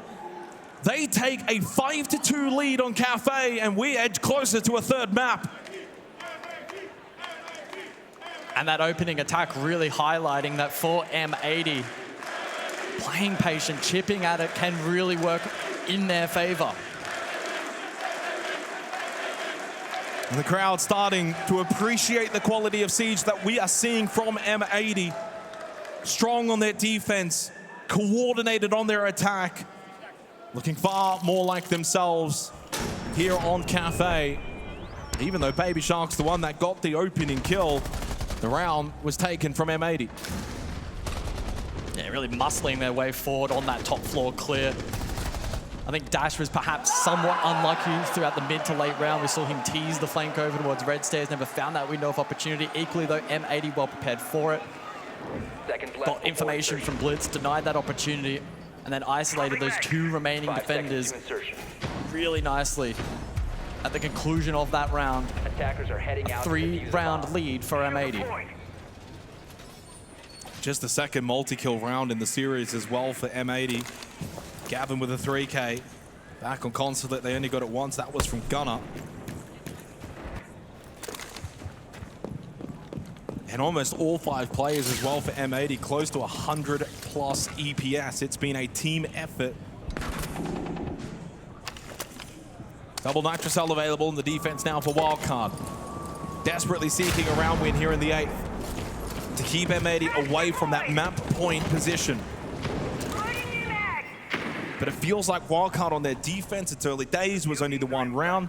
They don't have the room, though, to slowly grow into this game. They must now get a little bit more aggressive, akin to what we saw on Consulate. So a stack of utility from defense, Azami Castle combination, shield as well, and shop for Dash to play behind. M80 though with the tools to disrupt this. On 6, belt of utility, frag grenades as well, but guns as well will surpass all of that. Spiker to fall first. Good work from Gunner. M80 just in total control. Wildcard are just not getting this game on their terms. They're just not getting the fights the way that they want them. They tried to set up Castle Barricade towards Shop to allow Baby Shark to play lounge aggressively as the Azami. M80 like, no contest. We'll go the other side of the map. They finally pick onto Spiker. Now they've got the numbers. Now they can rotate back over and take this battle with Baby Shark. So now Baby Shark got a bit of an island here by himself. Flash in and bolt in. Gavin and Diffuser at the same time, but the Shark doubles up. Kino will get the trade, but job done from the Azami, but they lose Bay. M80 flip the script. They now go with a faster tempo. Again, at all times so far on Cafe, it's felt like it's been their game. They've been in control, doing as they please, with Wildcard having to react and cannot react quick enough. Down to Kansan, 2 left. Lots of time remaining, even into the post plant. Still winnable here for Kansan. The vault over, it's just been made from hot and cold. Kansan has to go for the double kill. Can't just go for the long arm of the law. He's got 30 seconds. And he will just opt to try and stick it. Gets off, but doesn't matter. Gunner forces him off. As M80 are looking to force the 3rd map in this series, doing to Wildcard what they did to M80 back on Consulate. What a round from Gunner. Finds the opening pick. Offers his team the opportunity to be a little more versatile, eventually go for that clear lounge side. Baby Shark did his best, found the 2K, but was traded out. And then hot and cold, covered for the plant, makes the correct decision to then jump back out. There's not really a whole lot Kansan can do in this position, especially with the vault out animation. Finding the double there is a Hail Mary at the best of times. That's now 5 players, all 5 players for M80, 110 EPS plus, which is almost unheard of, guys. Yeah. Let alone at a lower bracket semi-final at a major. Oh, these transitions just get better and better. They've been absolutely magical. Production team at the back, thumbs up to you guys. Thumbs up right now to M80, 4 rounds plus over Wildcard. It was 7-2 on Consulate in favor of Wildcard. It may be 7-2 to M80 here on Cafe. Skyscraper feels like it's on the other side of this round. Wildcard now need to string 4 rounds straight. Attackers are moving to defuse a bomb. This was their opportunity to progress to a top 3 at a major. Knock out M80 in the process on their map pick. The back's against the wall. M80 have stood tall. Baby Shark goes onto the Oryx.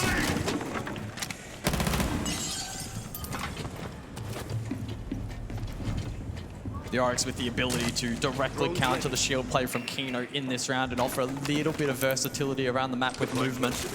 Given the license to dash around and try his best to find picks. Baby Shark has had a couple of good moments here on Cafe, just needs to be enabled. So searching over towards Lounge. The rappel game, though, already in play from M80, and they've shown strength from this position. I mean, this is where if you're Fox and Laxing, though, you're sitting there thinking, geez, we called this one. If M80 can play like this, they'll find the result. Guess what? They play like this, and 6-2 up. Baby Shark flashed out. Gets at least out of a deep position. Kino's already in bar, along with Diffuser. Baby Shark's going to get pressured here. Kino pushes towards Cocktail, but they actually ran straight past Baby Shark. He got the kill onto Diffuser, but then knocked it to the floor from Kino. Reloading. It's been a couple rounds like this where it's been so chaotic, back and forth. Kino has really risen to the occasion on Cafe, now 9-5, commanding the map with this blitz play. Still 1 Candela available for hot and cold. A couple of smokes as well for M80. And with the sledge up, you can still play the Burt game. Bay, full white, running, but cannot run fast enough away from Kino. Trapped in the barbed wire, the only thing slowing him down at the moment. 2v2 as they did lose hot and cold. And Spiker finds the angle and shuts down the blitz. Didn't feel like this was the path we were on in this round, but now down to Gavin. 50 seconds to try and close this map out for M80 and be the hero. But Spiker and Kansan, a duo that will be very difficult to stop. Gav has time, but so too Kansan and Spiker to reposition for the trade. Can he find vital info with the drone? Will establish it. The Grave can watch. 30 seconds. We spotted one in mining. Did he spot them both? Kansan and Spiker are playing together. 28 seconds. Frag grenade thrown in. No movement. And Kansan from the bomb chassis has the better angle. Wildcard will offset one of those map points. 6-3. 3 more needed for Wildcard to force overtime. Well, the pacing in that round, explosive from M80, trying their best to extract value from Blitz. But it was Baby Shark to find the first. And then Wildcard able to peel back to sight and deal with that snowball over towards White Stairs. A well-calculated round. The additional bans then in play for the remainder of this half. The Azami, so some of that util extracted. Castle, of course, though, still up. And then the Blitz, which we saw in the last outing, will be off the board.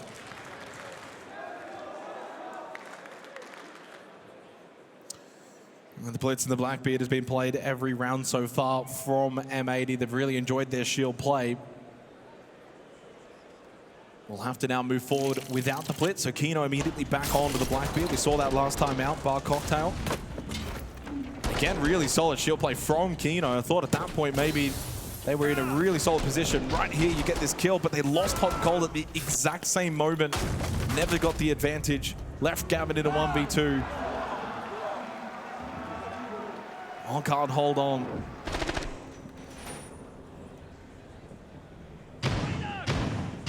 And with every round that Wildcard can muster up, it puts all the pressure then slowly but surely onto M80. While they may have 6 points, while overtime is secured, if Wildcard can keep bringing that pressure, and this gets closer and closer, they are the ones at threat of elimination.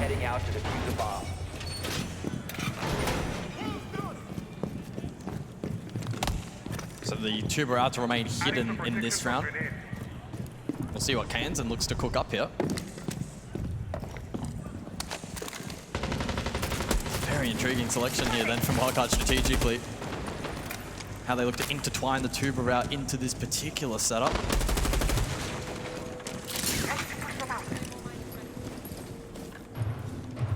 M80 have looked really strong on Repel game so far. They've been patient, they've been rewarded. Yeah, that's been their strength. 100% been their strength. And with that, his army now taken off the board. That utility, which has been so strong over towards the lounge hold, surrendered by the defense, forces Wildcard to adapt here. I mean, to the credit of Wildcard, I feel like they have slightly adapted as well. They know that M80 is going to play more of the Repel game, play a little bit slower tempo. So then at times what they've kind of done is played some more aggressive positions to see if they can catch M80, knowing that they're not taking that kind of space early on. And that's why we've seen in the last 3 rounds, 2 opening kills go the way of Wildcard. So they started to catch on. M80 really kind of used the first minute and a half of a round just to play Repel, drone, util game, and then they make their entry, and to be fair, they can be quite explosive. Noted Kansan before in the prep phase. Still situated on that first floor. He's been a big impact player for the team here on Cafe. Yeah, I mean, he's just sitting prep. He'll wait for his moment in this round. I mean, could he even think about maybe a bakery run out? He's that deep now that he could honestly go for it. But a double kill from M80 now forces Kansan, but there was an air jab. Kansan went for the run out.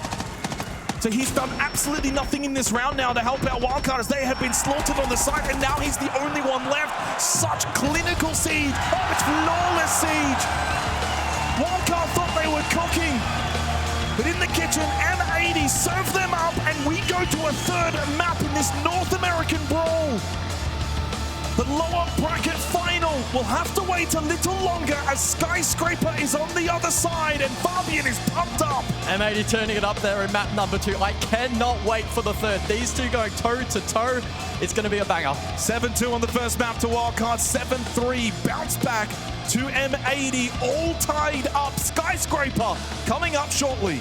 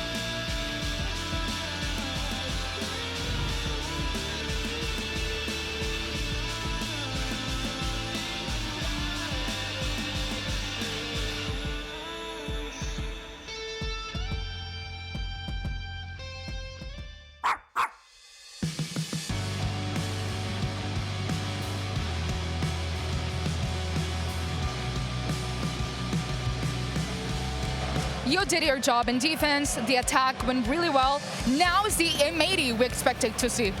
Yeah, I mean, we started slow. We weren't really fighting their entries. We said this map we're going to fight everything, and it worked out. Spike, Wildcard struggle a lot, especially in the attack. Why did that happen, especially in a map that you picked? I think they were catching us off guard and weren't really adapting the way we should. And I think they were countering our drone work pretty well. And I think we were making a lot of mistakes that we normally don't, we shouldn't have. So it's on us to just fix it for map 3. Is the mental, is the crowd? No, it's not the mental at all. It's really just like, we're just not doing what we normally do. I don't know why for whatever round, but we'll fix it for map 3. What a great bounce back from M80 in this series to keep themselves alive in the tournament so far. Now, we have to agree with what Spiker just said there. I mean, M80 were capitalizing off the mistakes that Wildcard was making. Yes, they absolutely were, and it's so crucial for Spiker to be able to realize, especially going into map 3. But you can clearly see here in round 2, this is what we're talking about. Capitalize on the mistake.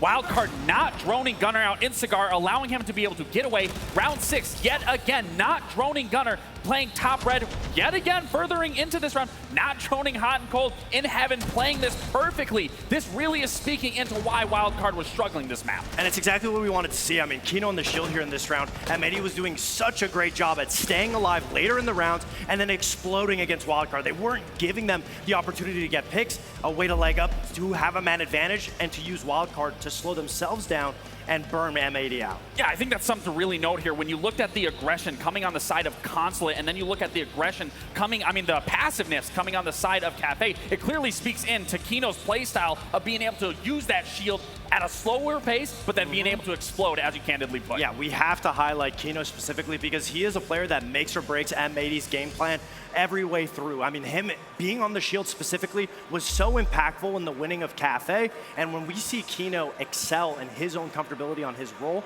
M80 looks like a perfect team. There's no way going about it when the first spearhead in on the shield is doing all the hard work. It's exactly why I've touched up on this, that Kino is quite literally the backbone of this roster because he amplifies so many of this team to be able to get those frags, force control, be that spearhead that he needs to be, and time again, Kino is delivering on that front. And his mom and his brother are in the crowd too. They absolutely are. Yep. I spoke to them earlier, very lovely people. Now, I love this because what we were saying going into the second map, M80 gotta play fast, and they were doing the complete opposite, and it's catching these Wildcard players off guard. As we can see, it started so well for them in this match, but now they're fighting for survival. Just one more map, I will talk all about it after this.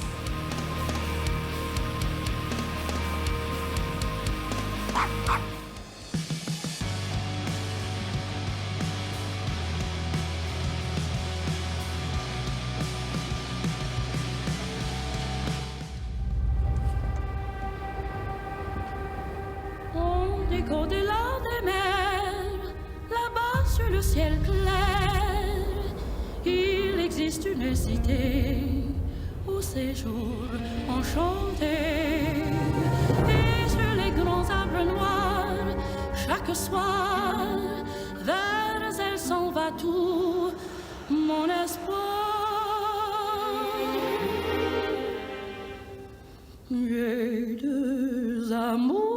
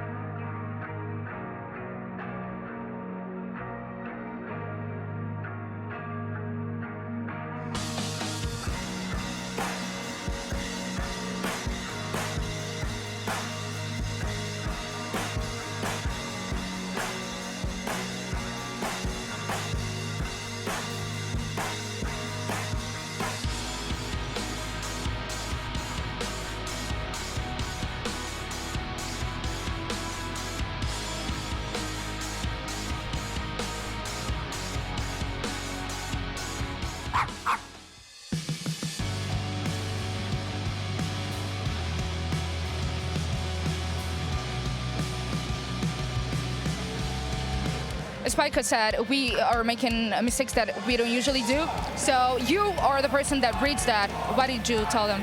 Yeah, we talked a little bit. Like it was a lot of learning from the first two maps, of course. But in the last map, like the shields were being very annoying against us. I think that was the main thing. So right now is be ready for the shields when they're attacking, adapt for that, and that's it. I think the rest is just having fun, enjoying the moment because all the preparation is done. So now it's just playing. Ban the blitz. That's it. The water is rising around our remaining NA teams as they're fighting to knock one another out of the competition. We'll be heading to Skyscraper as our final map, and I just want to know, who has the better cards going into this one? Within the last year, these teams are both identical statistically when it comes to a map like Skyscraper. When you look at their experience throughout the tournament, you know, Wildcard has played it a lot more recently. They've sent 3 teams home off Skyscraper. They have, so you got to give a little bit of confidence to them. But at the same time, I'm glad Lagonis mentioned the shields and Kino. In my opinion, Kino's always performed better when he's not on those shields. So if they do ban it, we're going to have to see how they manage the Ying, the Glass from Kino. Absolutely. Then on the other side for M80, if they want to find comfort on their attacking half, they have to get rid of the comfort, the layering of the Azami or the Clash, because if you can do anything on a defender-sided map, remove that little bit of layer and comfort, and it's going to start with that Azami and Clash on the side of Wildcard. Now, I don't know about you guys, but when we were listening in this map, it sounded in here like the M80 fans just got louder. Is that true? I hear some boos. Yeah, I hear some boos. What about Wildcard then? All right, it is just one more map that stands between elimination and continuation in this tournament. We'll take it to Skyscraper to find out who takes it. So the third map of this lower bracket semi-final heads to Skyscraper, quite fitting, the map of which Wildcard has already knocked out both NIP and G2 in this lower bracket run. Can they do it for the third time? We'll have to wait and see. Munich, it is the third and final map of this lower bracket semi-final.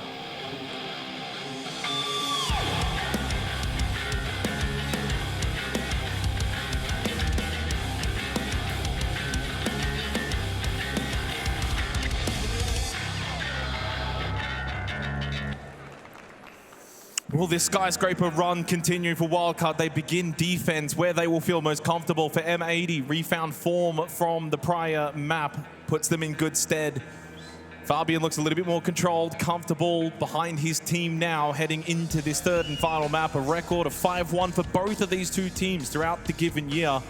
But they haven't really met each other here. That's exactly the case, right? We mentioned before that these two have dueled it out 4 times in 2025, and whilst M80 won out on 3 of those occasions, in not one of those best of 1s or best of 3 series did they go head-to-head, toe-to-toe here on Skyscraper. Kaid, Mira, Ace, Habana, the bans for this first half. T-Room, Karaoke, the site choice of Wildcard as we get underway. 7-2, 7-3. What will we get here on Skyscraper as we head into what will now be the final map for one of these two teams? The winner to take on FaZe Clan directly after this. It's a short break, it's a short turnaround, but that's the reward for FaZe coming from the upper bracket.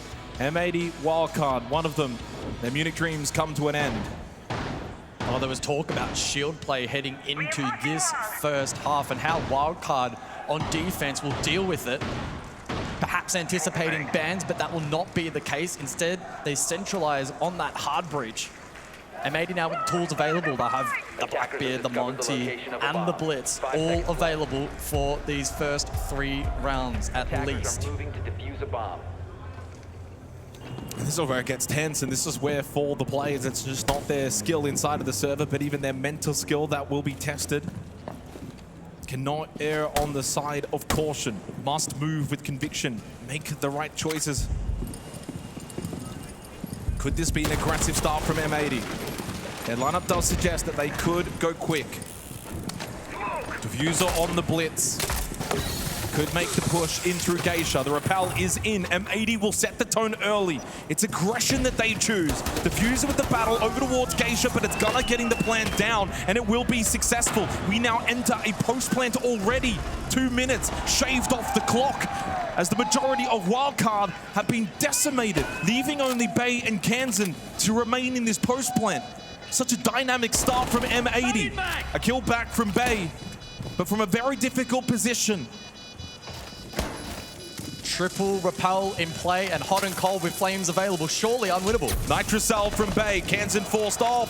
Nitrocell on the window cell does catch out Gunner, but still two more on the exterior that need to be dealt with in Kino and hot and cold. Flames extinguished. Kit must now be stuck, but as they move together, hot and cold gets the double kill and M80 get the perfect start. Hot and cold coming alive here. Great set play there from M80. Explosive, aggressive, well connected, well timed. Wildcard unable to deny plant, and then with triple repel in play and the Capital utility essentially impossible. Well, Wildcard may have had some of the chance prior to that map starting, but it's now M80 garnering favor from the crowd. They take an attacking round on Skyscraper, on Tea Room Karaoke to open up this third and final map. A statement. Wildcard give up an attacking round to M80 already. They need to do well on their defense. That was the talking point back in Consulate, and they followed through on that map. Over to Office and Exhibition, need to respond quickly. It will be difficult, though, to replicate that level of success with consistency here on Skyscraper. That being said, over towards Expo, and with the Rayora teased here from M80, are they again considering something direct here? Samurai window, try to gain space, get Kino active on that blitz. It is possible. Wildcard, though, should be anticipating it, especially if they are able to spot out that Rayora and start posturing for it. They do have, of course, the Warden available to counter. Well, to kickstart the lower bracket, Wildcard beat NIP on Skyscraper, but it was 3-3 halves. Now, of course, yesterday beat G2 on this very map, 3-3 halves. So both of those went to overtime, and it does showcase Wildcard themselves had the ability to win attacking rounds. But we end up with another similar situation here.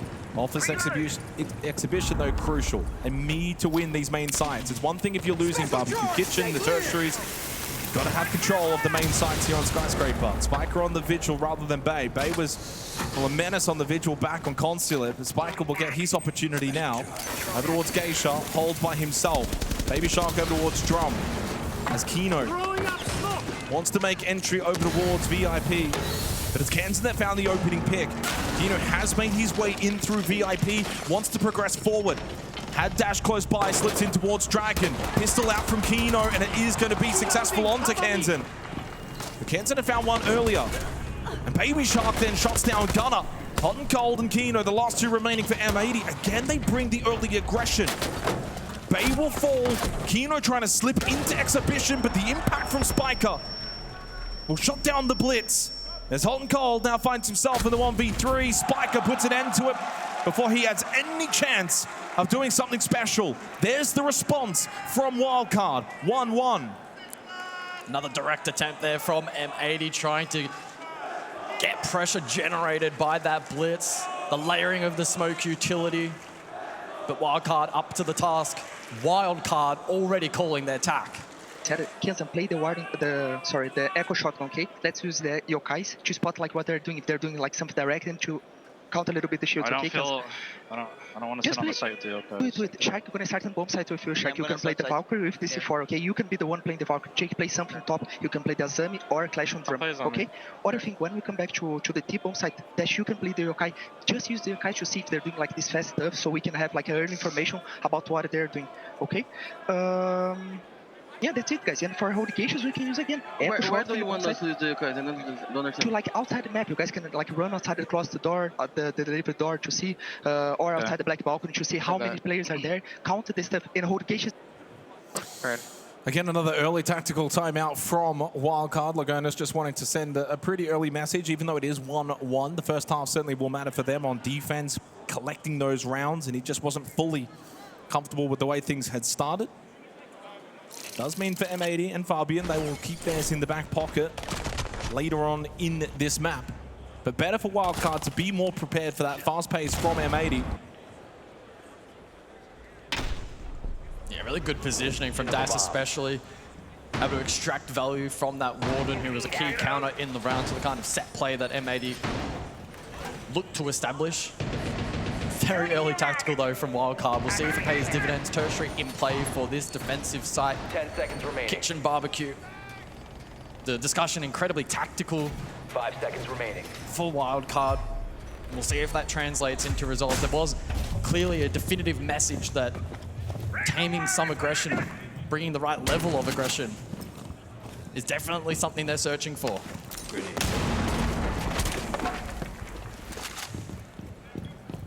The strength of the strength of M80 has actually been getting plants down so far at this tournament, and that has followed through as well against Wildcard across the 3 maps. So again, something to keep an eye on in this half. M80's ability to get plants down, force site execution. If Wildcard can go back to the way they played Consulate, where they were more able to get into the face of M80, disrupt the attack before it could kind of get in motion for those site executions, that will play back into the strength of Wildcard. Kansen on the Echo. Well, I mean, that's one way to deny plants later in the round with the Yokai. Barbecue Kitchen, tertiary site. Another pivotal round. All of these rounds now matter, as it's the final map of this series. No room for error.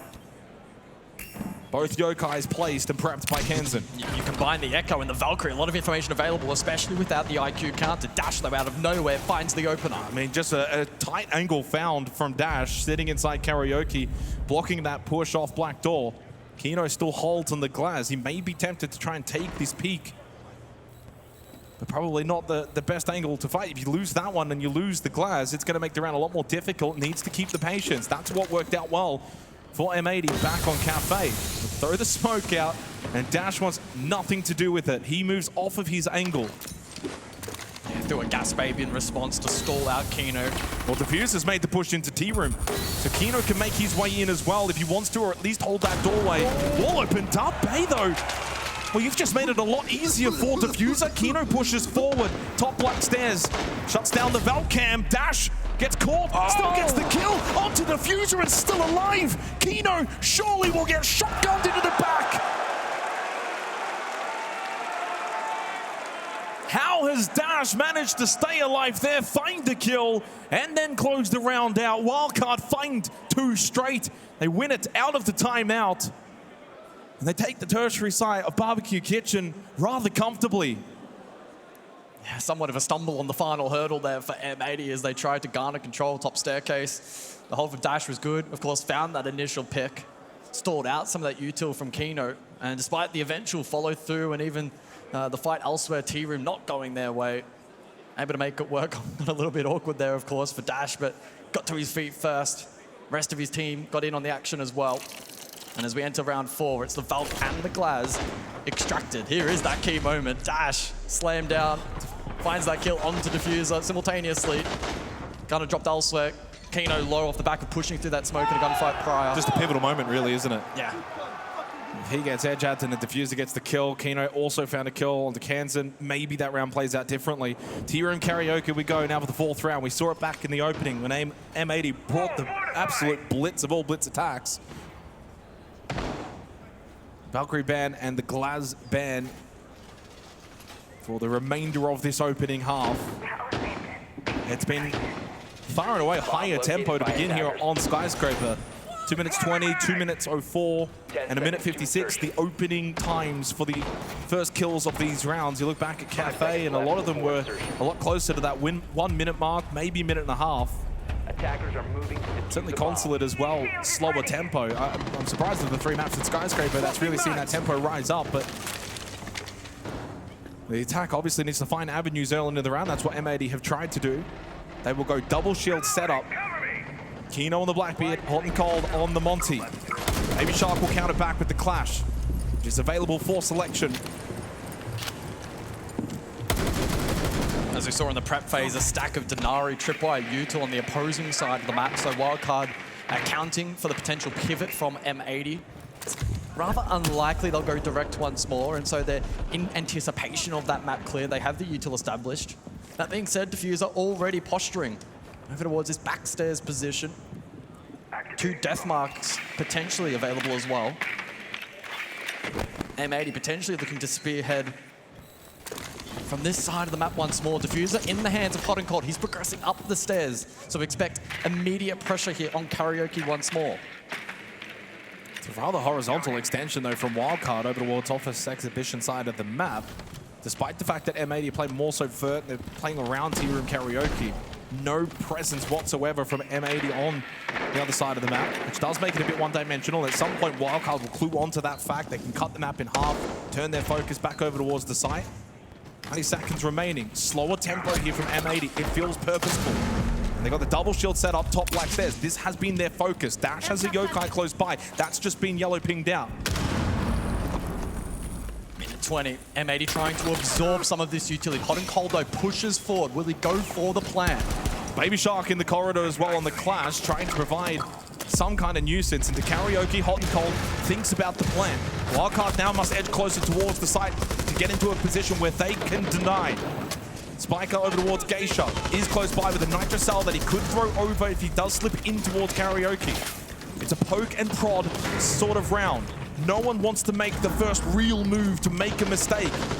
Hot and Cold, though, continues to get peppered, low on health, so Kino's there for good measure, and now he too joins. They just cannot find a comfortable place to get the plant down.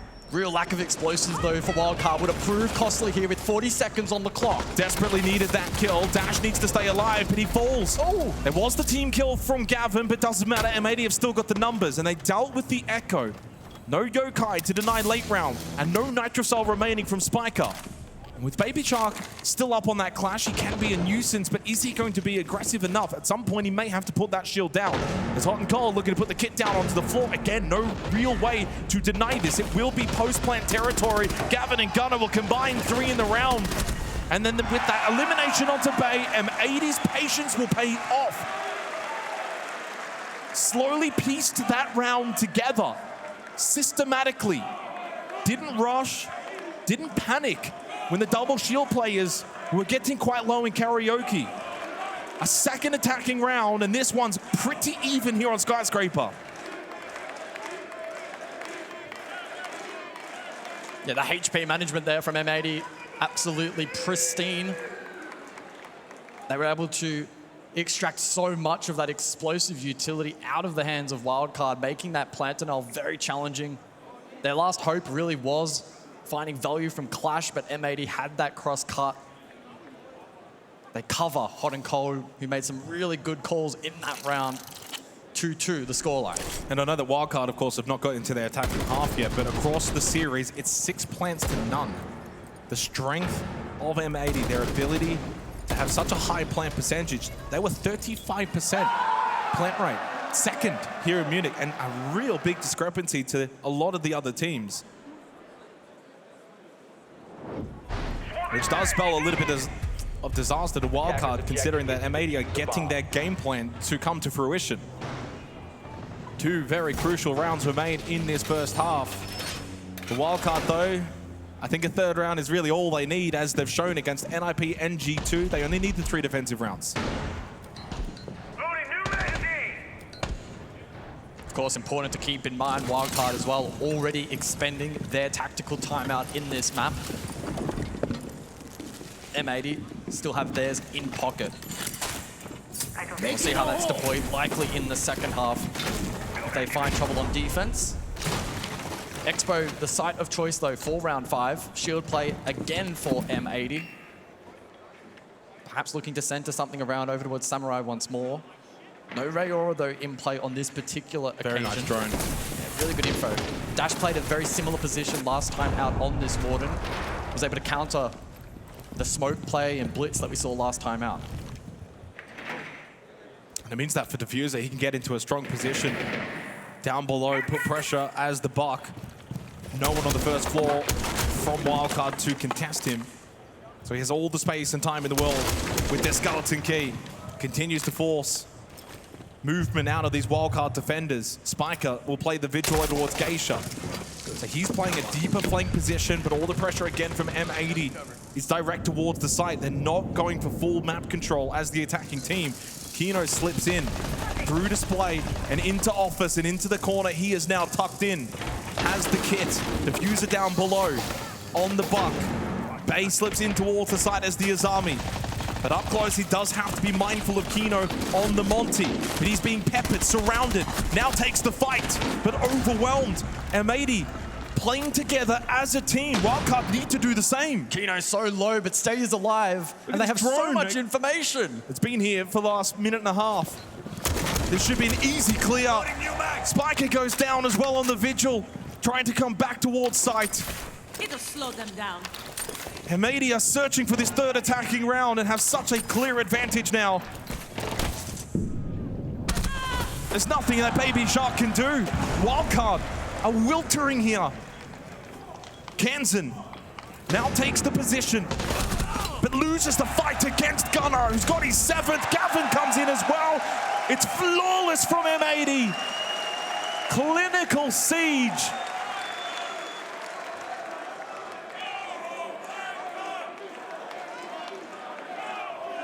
M80 have risen to a new level. In the pressure of this lower bracket semi-final, they rise to the top at the moment. 1 round to go in the half. Wildcard now need to respond. Yeah, really good display of some simple siege executed well there by M80. The value from the drone was immense. Dash under so much pressure with the vert below from Buck. Kino initially pushing forward, gaining information, drawing that defense in as the rest of the attacking closed. Able to stay alive as well towards the late round, reposition. So many examples of good drone work in this particular round and actionable by M80. Forcing plays, low percentage at that from Wildcard. A 3-2 lead. I mean, 5 opening kills, 5 conversions as well. That's been instrumental in these rounds, getting these early advantages. 2nd flawless from M80 in the series. They closed, of course, Cafe out in a flawless fashion. Another multi-kill from Gunnar, back-to-back for him. Attackers are heading out. 7 kills in the last 2 rounds from Gunnar. And they take the lead, M80, for the first time since the opening round of this half. A 4th attacking round on Skyscraper would set them up beautifully going into the second half. Wildcard need to win this 6th round. And it's the tertiary side of Barbecue Kitchen, of which they won successfully last time out. Air jab in position. Gunnar playing amazing here on Skyscraper, but in terms of the series as a whole, it's been very well-rounded from M80. Kino trailing at 92. The rest of the team, however, above 100 EPS in this series. Wildcard, the same cannot be said. Kansan 128, Spiker 98, and then it tails off. M80 showing their depth in this best of 3. Every round so critical, though, at this point. Best of 3, but now down to a best of 1. Every round matters just that bit more. You win this round, Wildcard, and it's another 3-3 half Skyscraper. That might just be the best pathway for them. That's how they knocked out NIP. It's how they knocked out G2. They do thrive under the pressure, but they don't want to allow this lead to grow any larger. Gavin playing behind Kino. So both outside that black doorway position. Dash holds black stairs. Baby Shark in the corridor. So it's a 2v2 standoff over towards top black. Kino forced back by the gas bait of Dash. He's only got 1 left, by the way, and there's still over a minute remaining in the round. M80 very eager to draw out this utility, sensing that once it's all been expended, then they can try to push forward. Some ground has been taken elsewhere as well, and eventually this attack can link up. Minute on the clock, however. Time management has not been amazing here from M80. I mean, it's been pretty decent stall out from Wildcard. Oh, they pushed in. Kansan finds the kill onto Gunnar. The dog will be down, but Diffuser into Barbecue catches Kansan, who was not ready for the slip into sight. Hot and Cold was going for the plant, but he got pushed off it and eliminated Dash with the double. And then with Kino folding, no more Monty and Gavin by himself as Wildcard ready for M80. Much better from Wildcard. A 3-3 half on Skyscraper is exactly where Wildcard want to be. And we're in this very position against NIP and G2 and went on to win both of those in overtime. They couldn't do it for a 3rd time straight in the lower bracket. Certainly not off the cards. I see what you did there, Wildcards off the cards. Let's see the bands play out then for this second half. It's Blackbeard and Kaid initially. Both coaches with an opportunity to briefly talk to their teams and evaluate what's gone wrong thus far and how they can prepare themselves for the second half. The second bands to be the Nomad and Bandit, respectively. So that means that full hard breach available with double denial off the board. Wildcard shouldn't have tremendous issue in opening up the hard breach here on Skyscraper, which inevitably gives them more opportunities to make plays. I'm very, very intrigued to see how this will play out.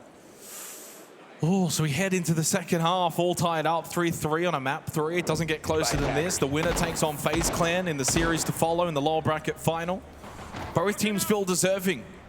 I mean, Wildcard have had an exceptional run so far at the Major. It would almost feel a little saddening for it to come to an end, but we know the quality and the strength and the power of M80. But only one can progress and represent the North American region in that lower bracket final. Hard to split right now between them. If you wanted to favor a team, maybe M80 on defense. Skyscraper, Wildcard have shown they've got the ability to attack on this map. It is a strength of theirs that will be needed now in this second half. Full attacker repick for Wildcard. Attacker's objective is to locate a bomb and defuse it. The hard breach of Ace in combination with Thatcher. Again, very, very intrigued to see how much influence the hard breach battle will have in this second half when you consider the bans from both sides. I mean, even just intrigued how Wildcard's going to play this half. I mean, we saw from M80 on their attacks, they played a bit more direct, they played the vert, they didn't go for the full horizontal sweep across. Will Wildcard opt for that play? Back in their fragging ability to clear out those holds across the map. M80 have given up here in Karaoke and Geisha at the moment, although Gavin's still close by in Drum, Kino as well. So they will contest over towards Drum and Mezzanine. And it does seem like Wildcard will go for the more conventional sweep across.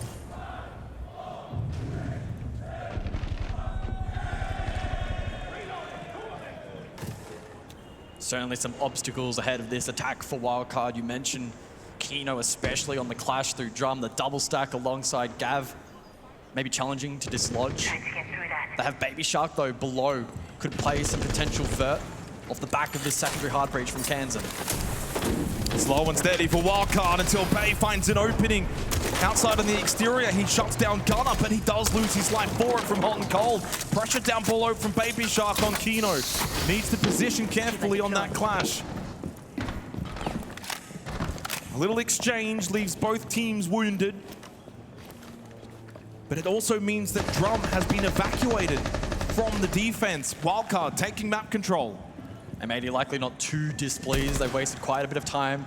Both Nitros intact, triple Zoto available, and Wildcard only about 25% of the battle done. They've taken some ground, but now comes the real nitty-gritty of this attack. Full side hold for M80 into the final minute. Kansan still outside Shrine. Could go for the vault in if they want to try and pressure towards Dragon against Kino, but may opt to go against and around him. 4 Candelas available for Dash, a couple of smokes as well. Get ready for this execute now from Wildcard. 40 seconds, Wildcard need to time their move. A lot of this centered around being able to clear this very clash, posing problems. Kansan is in, forget the barbed wire. Go straight through it, Kino falls back, 30 seconds. They're going for a 2-2 split attack. Dash wins the battle against Gavin. Candela's thrown in from Dash. Hot and Cold will sit inside of sight towards Office, defending vigorously. Diffuser tried to play off of Kino. Kino towards Dragon, Diffuser low on health, stuck inside of VIP. They dealt with Dash, goes prone in the corner. Want to delay the time. Big Nitro from Diffuser. Kansan into red time, needs to deal with this clash. They've left him behind. Kino has stayed in Dragon. Kansan seeks out Hot and Cold, and Hot and Cold says, here I am.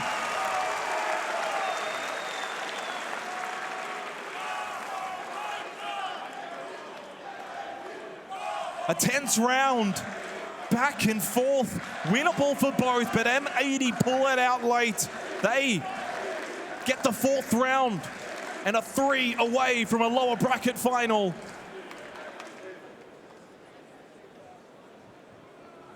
Wildcard electing to pivot, taking the Diffuser house stairs, the clear not quite on point, a phenomenal Nitro sent their way. M80 doing a great job to center around that clash as well. Kino stayed up, did a really good job, and of course Hot and Cold, one of the best anchors in the game, doing his job nicely on site. Wildcard had a momentary advantage in the round, but the response was so sharp. Yeah, I mean, it was only momentary though. It wasn't really enough of an advantage that Wildcard could stabilize. Wasn't that much time remaining in the round. And this is where the pressure gets really applied. 5 seconds remaining. 4-3, M80 have taken the lead once again on Skyscraper. Attackers must locate Tea Room and defuse the bomb. Karaoke. The second main site here on Skyscraper for Wildcard to now have to deal with. This is where being on defense just feels that more comfortable. Especially this late into a lower bracket semi-final match at a major. Wildcard have to make all the right moves on the attack.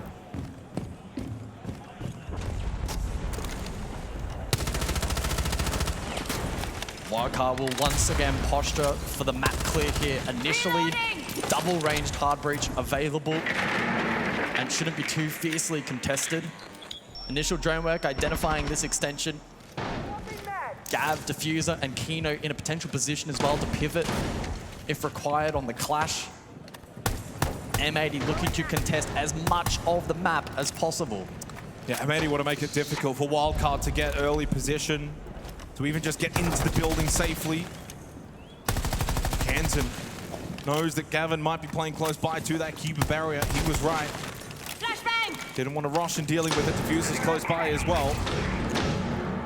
So Bay and Canton will look to try and push together. Gavin defends vigorously. Diffuser though loses out. Baby Shark makes the move. Needs to win this battle against Gavin, but pop-up headshot. Gavin says goodbye to Baby Shark. And while there was a response from Wildcard, still now outnumbered.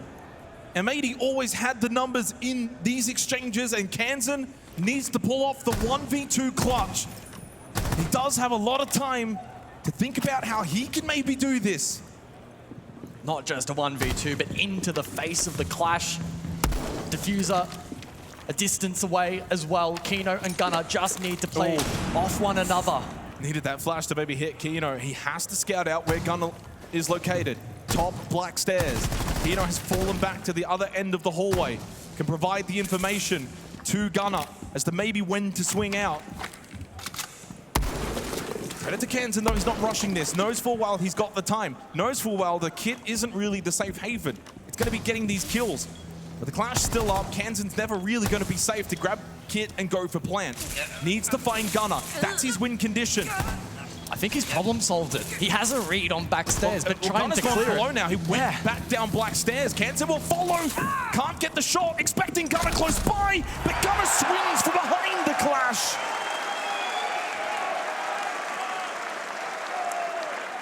Well, Kino and Gunnar have played that perfectly to give M80 a 2-round advantage. And don't forget, Wildcard have already used their timeout. M80, 2 rounds away from booking their place in the lower bracket final against FaZe Clan.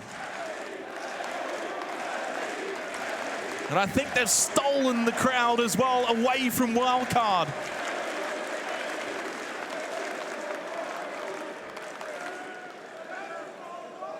Do things, though, get spicy on the tertiary side, it will be Kitchen Barbecue for the 9th round. Can M80 show brilliance on this particular site and earn that series point? We'll find out in a moment's time as we look back at that previous round. A fierce fight on the opposing side of the map, going the way of M80 initially. Gav with a great little multi. Kino and Gunnar playing the 2 versus 1 absolutely perfectly. Kansan did his best to problem solve and eventually had the right read. But it was such a low percentage clutch for him at that point.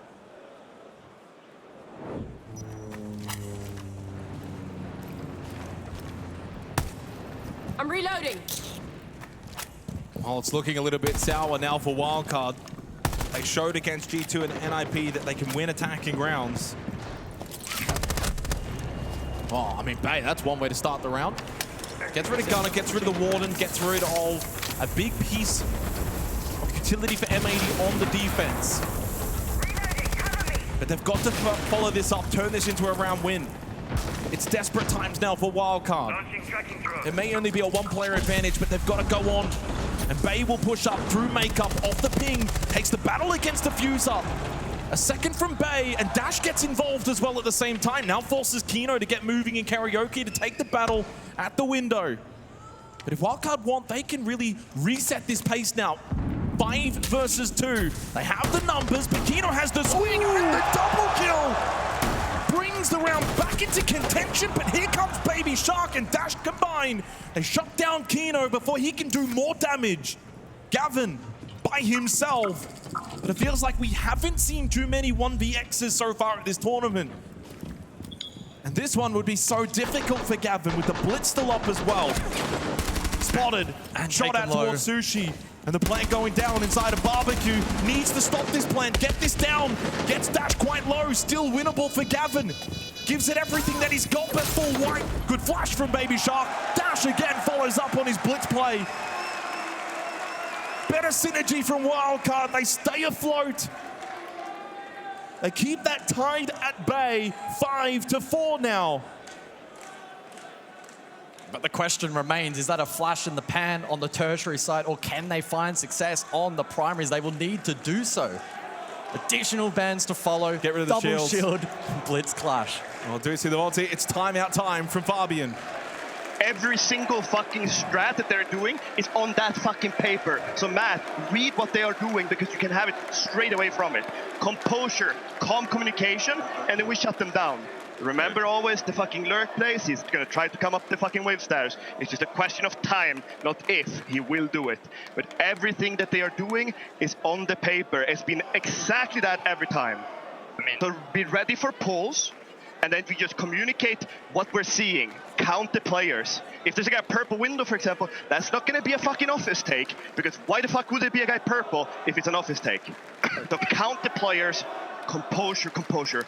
Fucking get this done. Everything we know all they do. We called 3 Geisha, we wouldn't help black set. I was keeping a counter, by the way, in terms of a particular word. I think it was about like 7 or 8 times I heard it from Fabian, which is actually quite low for him. Certainly not as displeased as maybe what we heard from him back on the opening map of Consulate, but clearly saying to his team, hey, we know what these guys are doing. You've got the information available to you. Just kind of lock in a little bit, follow what has been put in front of you preparation-wise for this match. Yeah, exactly right. Fabian not looking to necessarily change up strategy, but reaffirm what they prepared going into this matchup, anticipating a couple of key operators and positions. Well, that's for the remainder of this particular half. I'm very intrigued to see how that translates now inside of the server. Well, could we get to 5-5 heading into the 11th round to really set this up as another nail-biter here at the Munich Major? We've been blessed with quite a few quality games so far during the finals. Is this another one to be archived? This North American brawl coming right down to the wire. To the 10th round office exhibition. Wildcard won this 4 times against G2 just yesterday. They are proficient on this site. They know what to do. Play more primed.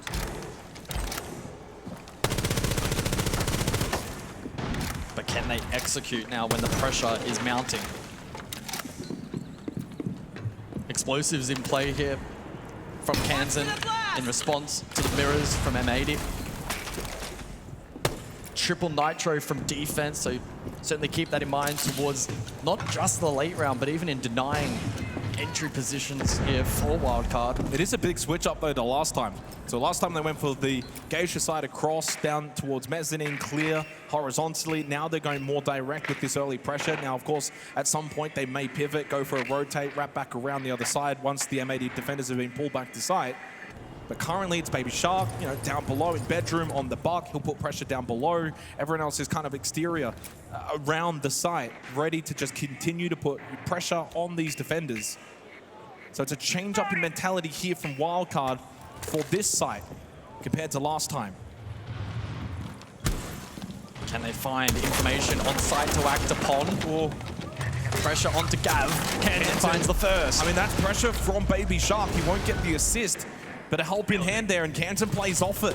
So far, strong play from Wildcard, and they do have Spiker top black stairs, so he can flank late. That means for Diffuser and Gunner, If they draw all of their attention towards this site pressure, it's a free kill for Spiker. Someone still needs to watch for that back push coming from Mezzanine, and there's still a minute left of the round. Logic Bomb, Candelas, here comes the execute from Wildcard. Bay goes down on the hands of Gunner. Dash on 1 HP, collects the kit. They lose a couple though in Canton and Baby Shark. Spiker needs to step up, and he does. On the flank, got one, but they lose Dash, and Spiker now 3 left to deal with. Otherwise, M80 will find themselves 2 match points. Needs to pull off a crucial clutch right now for Wildcard.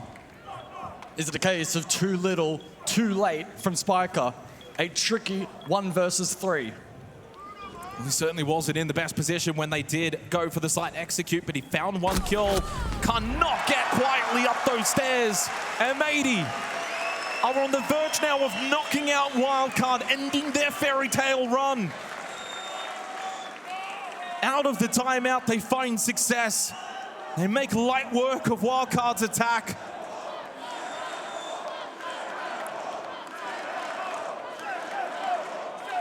Two opportunities to send them home.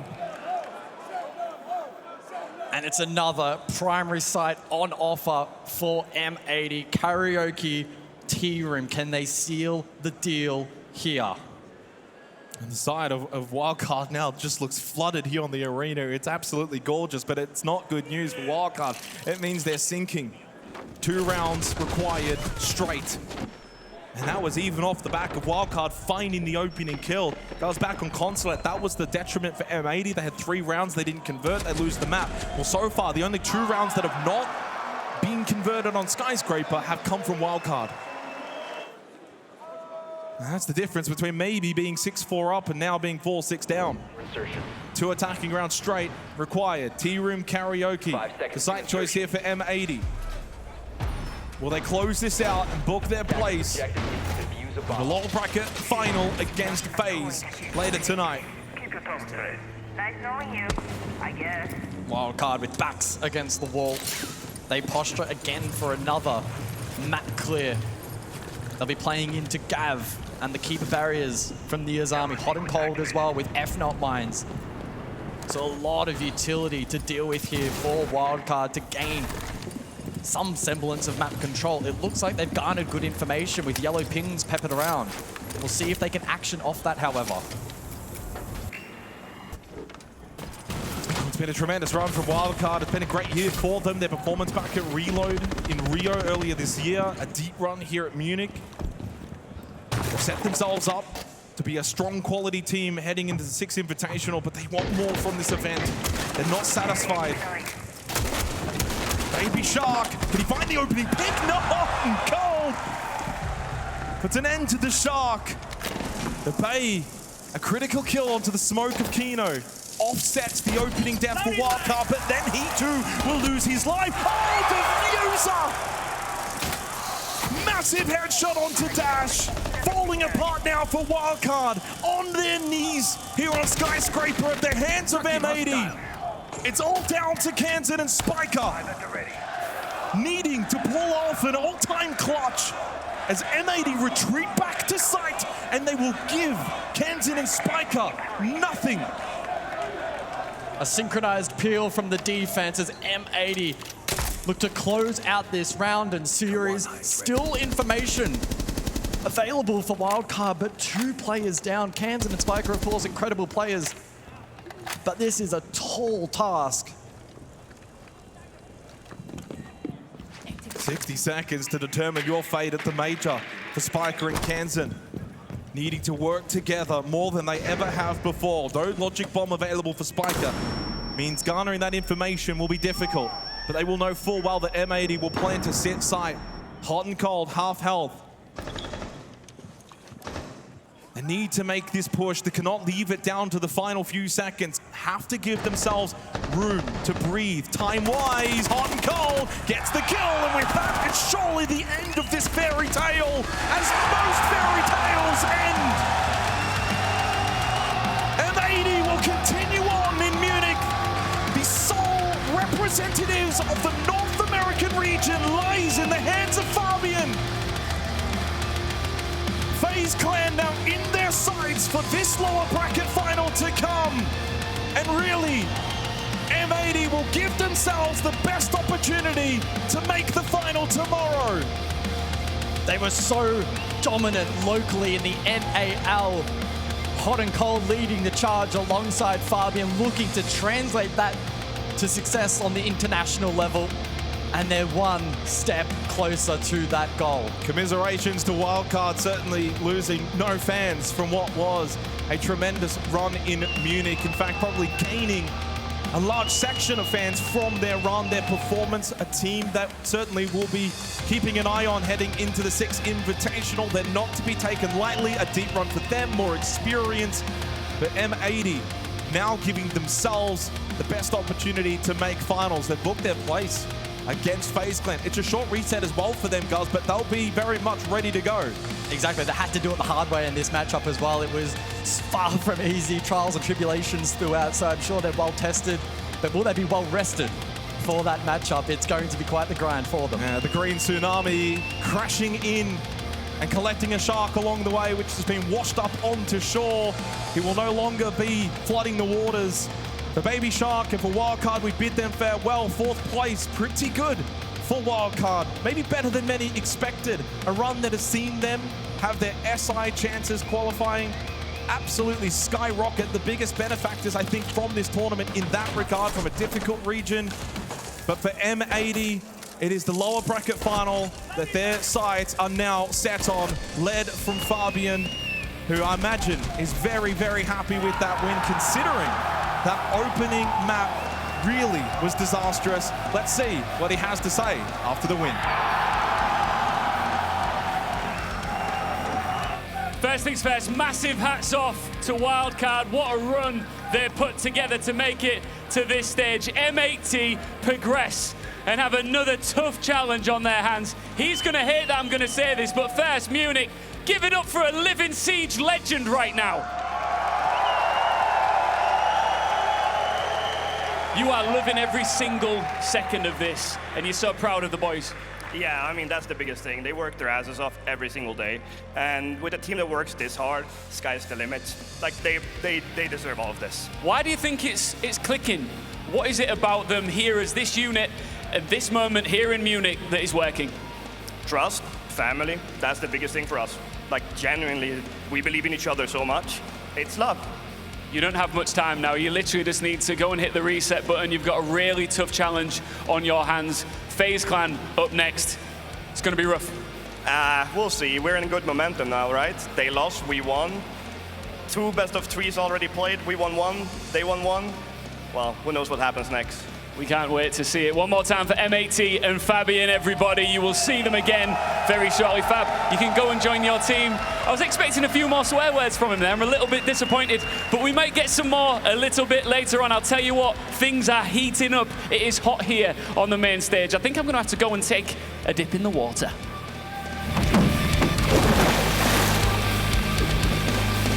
Like a proud father speaking about his family, we heard from Fabian. Congratulations to M80 for winning this matchup here. And as it turns out, like they did in the NEL, once again, M80 just have the upper hand here. Yeah, it's nice to see their whole year progress of them just slowly adapting, not just being one-dimensional M80 that we've seen time and time again. Now they play slow, now they play shields. They have so much versatility. I mean, like I said, you know, you look at Hot and Cold Stint, I mean, the grit that he has as an IGL to persevere, to keep pushing his team, furthering their limits, pushing that envelope, now finding themselves in top 3 to 1 step away from making a grand final we'll see against FaZe. I see you're very excited for I definitely am. We'll keep hoping for you, of course. Now, you mentioned the shields. I'm glad you did, because we'll talk more about that afterwards as well. We'll take a deeper dive in this matchup when we're back after this.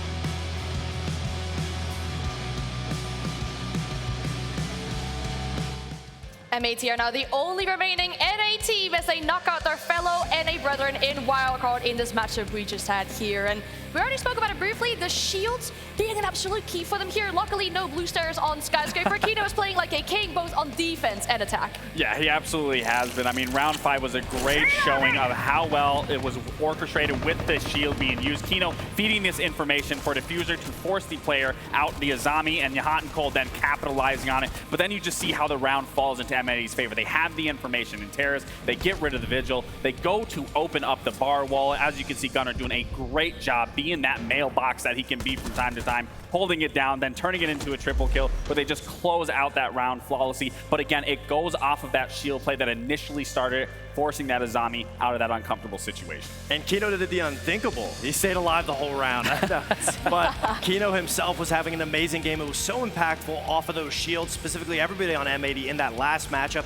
The way that they've just played so slow, being able to use the double shields on attack, slow down. They didn't let the clash affect them. They'd go for the execute. And then vice versa on their defenses. Kino on the clash, slowing down Wildcard. And I think it's just something to keynote, if we can highlight Kino once again. I mean, he's the only one that went negative on the team, but you have to look at the roles that he was playing and those shields. He was so impactful that he had the highest second in cost, so that clearly is showing he is the big contributor as to why they were finding success throughout this entire series and now pushing that envelope into a Series 3 of going against FaZe. Yeah, and then the MVP on the side of M80, the player that we spoke about before this game, Hot and Cold, who's been on a journey, as we can say, with this roster to get here, but definitely stepping it up. It's always a shame to see the MVP on the side of a losing team. Of course, great efforts being put in by Wildcard here. And, you know, when we think back about that first map, which feels like it was days ago, the momentum was so different. And I think the main thing we should talk about here is how the momentum shifted for Fabian as well. We think back about that timeout that he called that first map,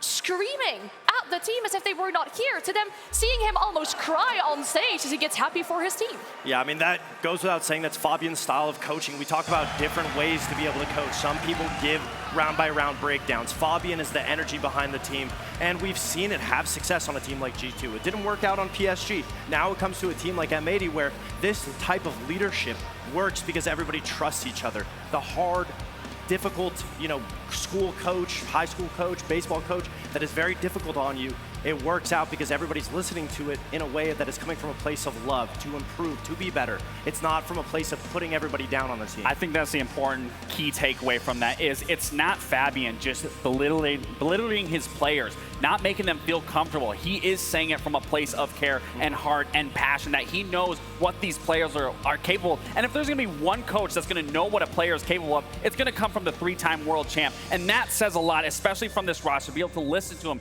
in these moments, to be able to reel it back in. We would then immediately see that transition going into map 2, a completely different M80 that then carried it all the way into a map 3 and clearing out the series. And it goes without saying, we talk about the shields, the double shields, the clash, the way that they're running their new utility. That didn't happen until Fabian joined the team and forced all of the players to expand their horizon and learn new ways to be able to play the game. Of course, it helps when you have Hot and Cold being able to IGL and players that are very flexible, but it came from Fabian and the team all uniting and trusting each other. Yeah, there's potential for miracle here with this lower bracket run that we see M80 on currently, as we'll have a look at the brackets to see where they find themselves in regards to the tournament right now. And when we're looking at this, unfortunately for Wildcard, it's been so good for them this tournament. They came here as the Wildcard, but their Cinderella story ends here. Yeah, it's an unfortunate moment for Wildcard, specifically Kansan being the MVP, but they had a good showing. They made it farther than a lot of people would have expected, and also it puts them very close into qualifying for SI, I believe, when it comes to the points. So at the end of the day, you can't be too upset about that. No, they had a fantastic showing. Let's not disregard any of the performance that they've had. I mean, I had them coming into this tournament as the underdog, that someone was going to make a dent, because we highlighted Reload time and time again throughout the stage, and they couldn't seem to rematch that same energy. But coming into this event, coming into Munich, we have seen an entirely brand new look at Wildcard, and everyone should give them the respect that they deserve. And it's always great to see new faces on the main stage, being able to make it so far. And even though this team is comprised by mostly rookies, I mean, the experience is only growing, especially with Lagonis coaching, Kansan and Dash being able to lead the team. So hopefully, sky's the limit for them as well. We hope so, yeah.